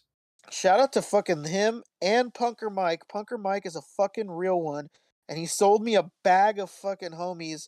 Or, and you know what? He might have gifted them to me because that's just the incredible human being he is. He did it like 6 months ago, and yeah, he's the fucking best. Shout out to Punker Mike, Miguel Punker. You know, follow him on fucking Instagram. He's the Hot best. Punker Mike, they call him because he listens to Punker, Blink. Punker fucking Mike. He's You very know, excited and that Tom DeLonge is touring again. he's fucking hyped. I found this old school car like at somebody's table, and I was like, "Oh, cool! I'll put this with my homies. It looks like that's their whip." Turns out that this fucking old school car I bought was made by the Franklin Mint, and it goes for like $150. I might just sell this stupid fucking car. I don't fucking need $150 You homie totally size car. should. Yeah, so I might do that, but those are like the only two things I bought. I'll fucking shout out to that SH Figure Arts Ash that I have with the correct black shirt. There you go. Shout out also to Nate, figure fan Nate. He sold me my last Krieg set. Whoa, That is on the way. whoa! Krigging it. He's fucking Krigging it krigging up. it. Krigging it Yeah. up, baby. Also, shout out to Nico Hodge and Henrock NYC who won my contest on my YouTube channel. Yeah. Oh And yeah, I seen that. I didn't get a chance to mail those out today, but I will tomorrow. Yeah, I was pissed. I almost won. I almost won the secret one. And we still don't know what it is. That's gonna be for Still Nico to don't know. reveal. He's just gonna have a box arrive, and anything could be inside. I Could be, remember. could be a I confetti remember. bomb, a glitter bomb, or something. Who knows?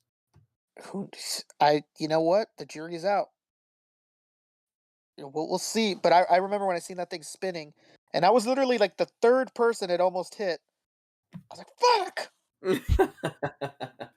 But you know what? I like the way StreamYard does that. But I'm glad that all the people that won for Fabio's stream were all longtime fans of his and constant viewers, so that's always good. Mhm. It's like he said on the stream, it really fucking sucks when we do things like that and some fucking guy you've never seen in your life wins. And you're like, "Oh, well, that's great. Like this fucking person doesn't give a shit about my content." Yeah. Just And I won. gotta dox myself sending them a box with my real address. Oh, that's great. Anyway, that's it. That's Right. it. All right, take us out. All right. Well, you want to do some plugs? Yeah, sure. Do some plugs. Poncho, where can people find you? Who are you and what do you do? Follow me on Instagram. Go like my photo where I photographed Dom Toretto fighting Godzilla. Family. For family. Oh, family. And It's for family. go like my Lego figure where I took apart a Miles Morales and posed him so extravagantly that you won't even believe it's a Lego. And and then that's He puts it. the leg in Lego. Keep an eye out for my YouTube stuff. And then as always, I'm slaving my life away just printing Dusties day and night. So keep your eyes peeled for shipping information if you're in waves 3 through 5, and then if you're in waves, well, once I get 3 through 5 shipped, then I'll start sending payment. What do you call it? Payment requests for what do you call it? The waves after. Sorry. Once I get to your wave in 3 through 5, then I'll start sending payment requests for 4 and 5 and stuff like that. Keep your eyes peeled, baby. Look to the sides, look to the skies, and keep your ears peeled for all that stuff.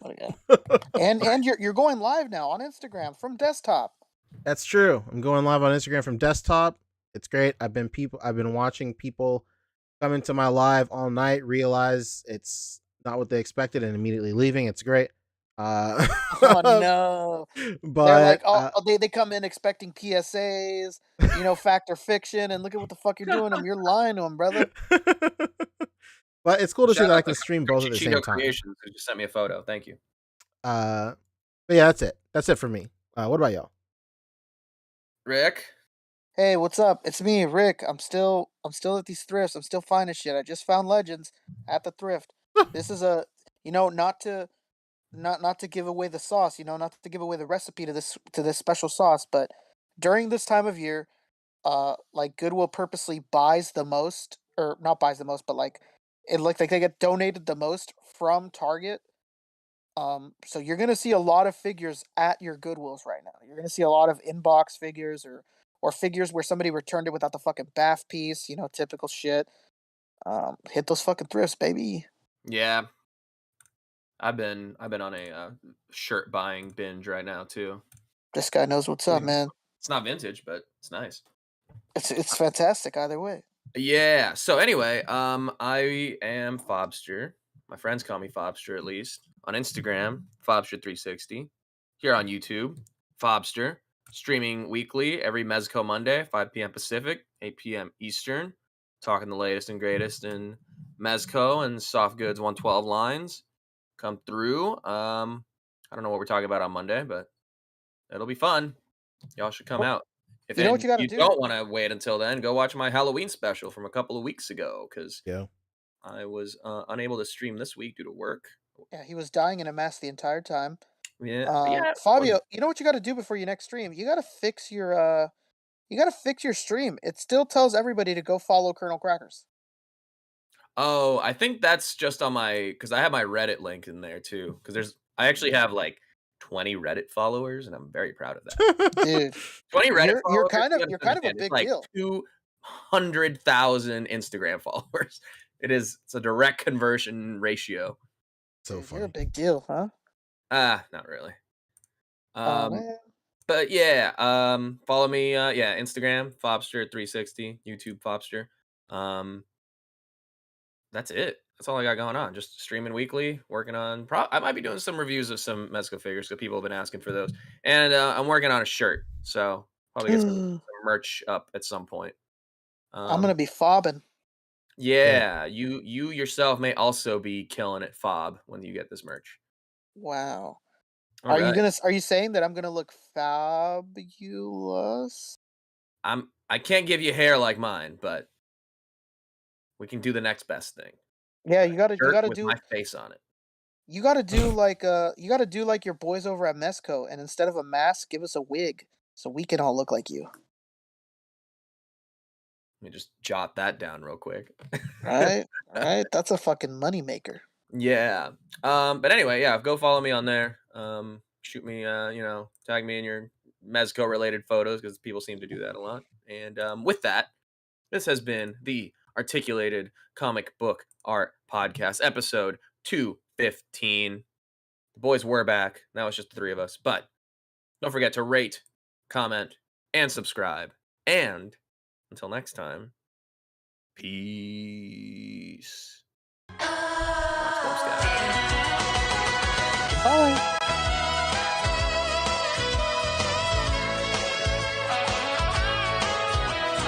Random side story. I went to my Trader Joe's. I have like a dad hat that says tinfoil hat on it. The one that I wore for like that intro for the piece here. If you look at conspiracy board, yeah, that hat. It's tinfoil hat. I wore it to my Trader Joe's. It's like, birds aren't real. Oh my The god. cashier guy. I was like, birds aren't real.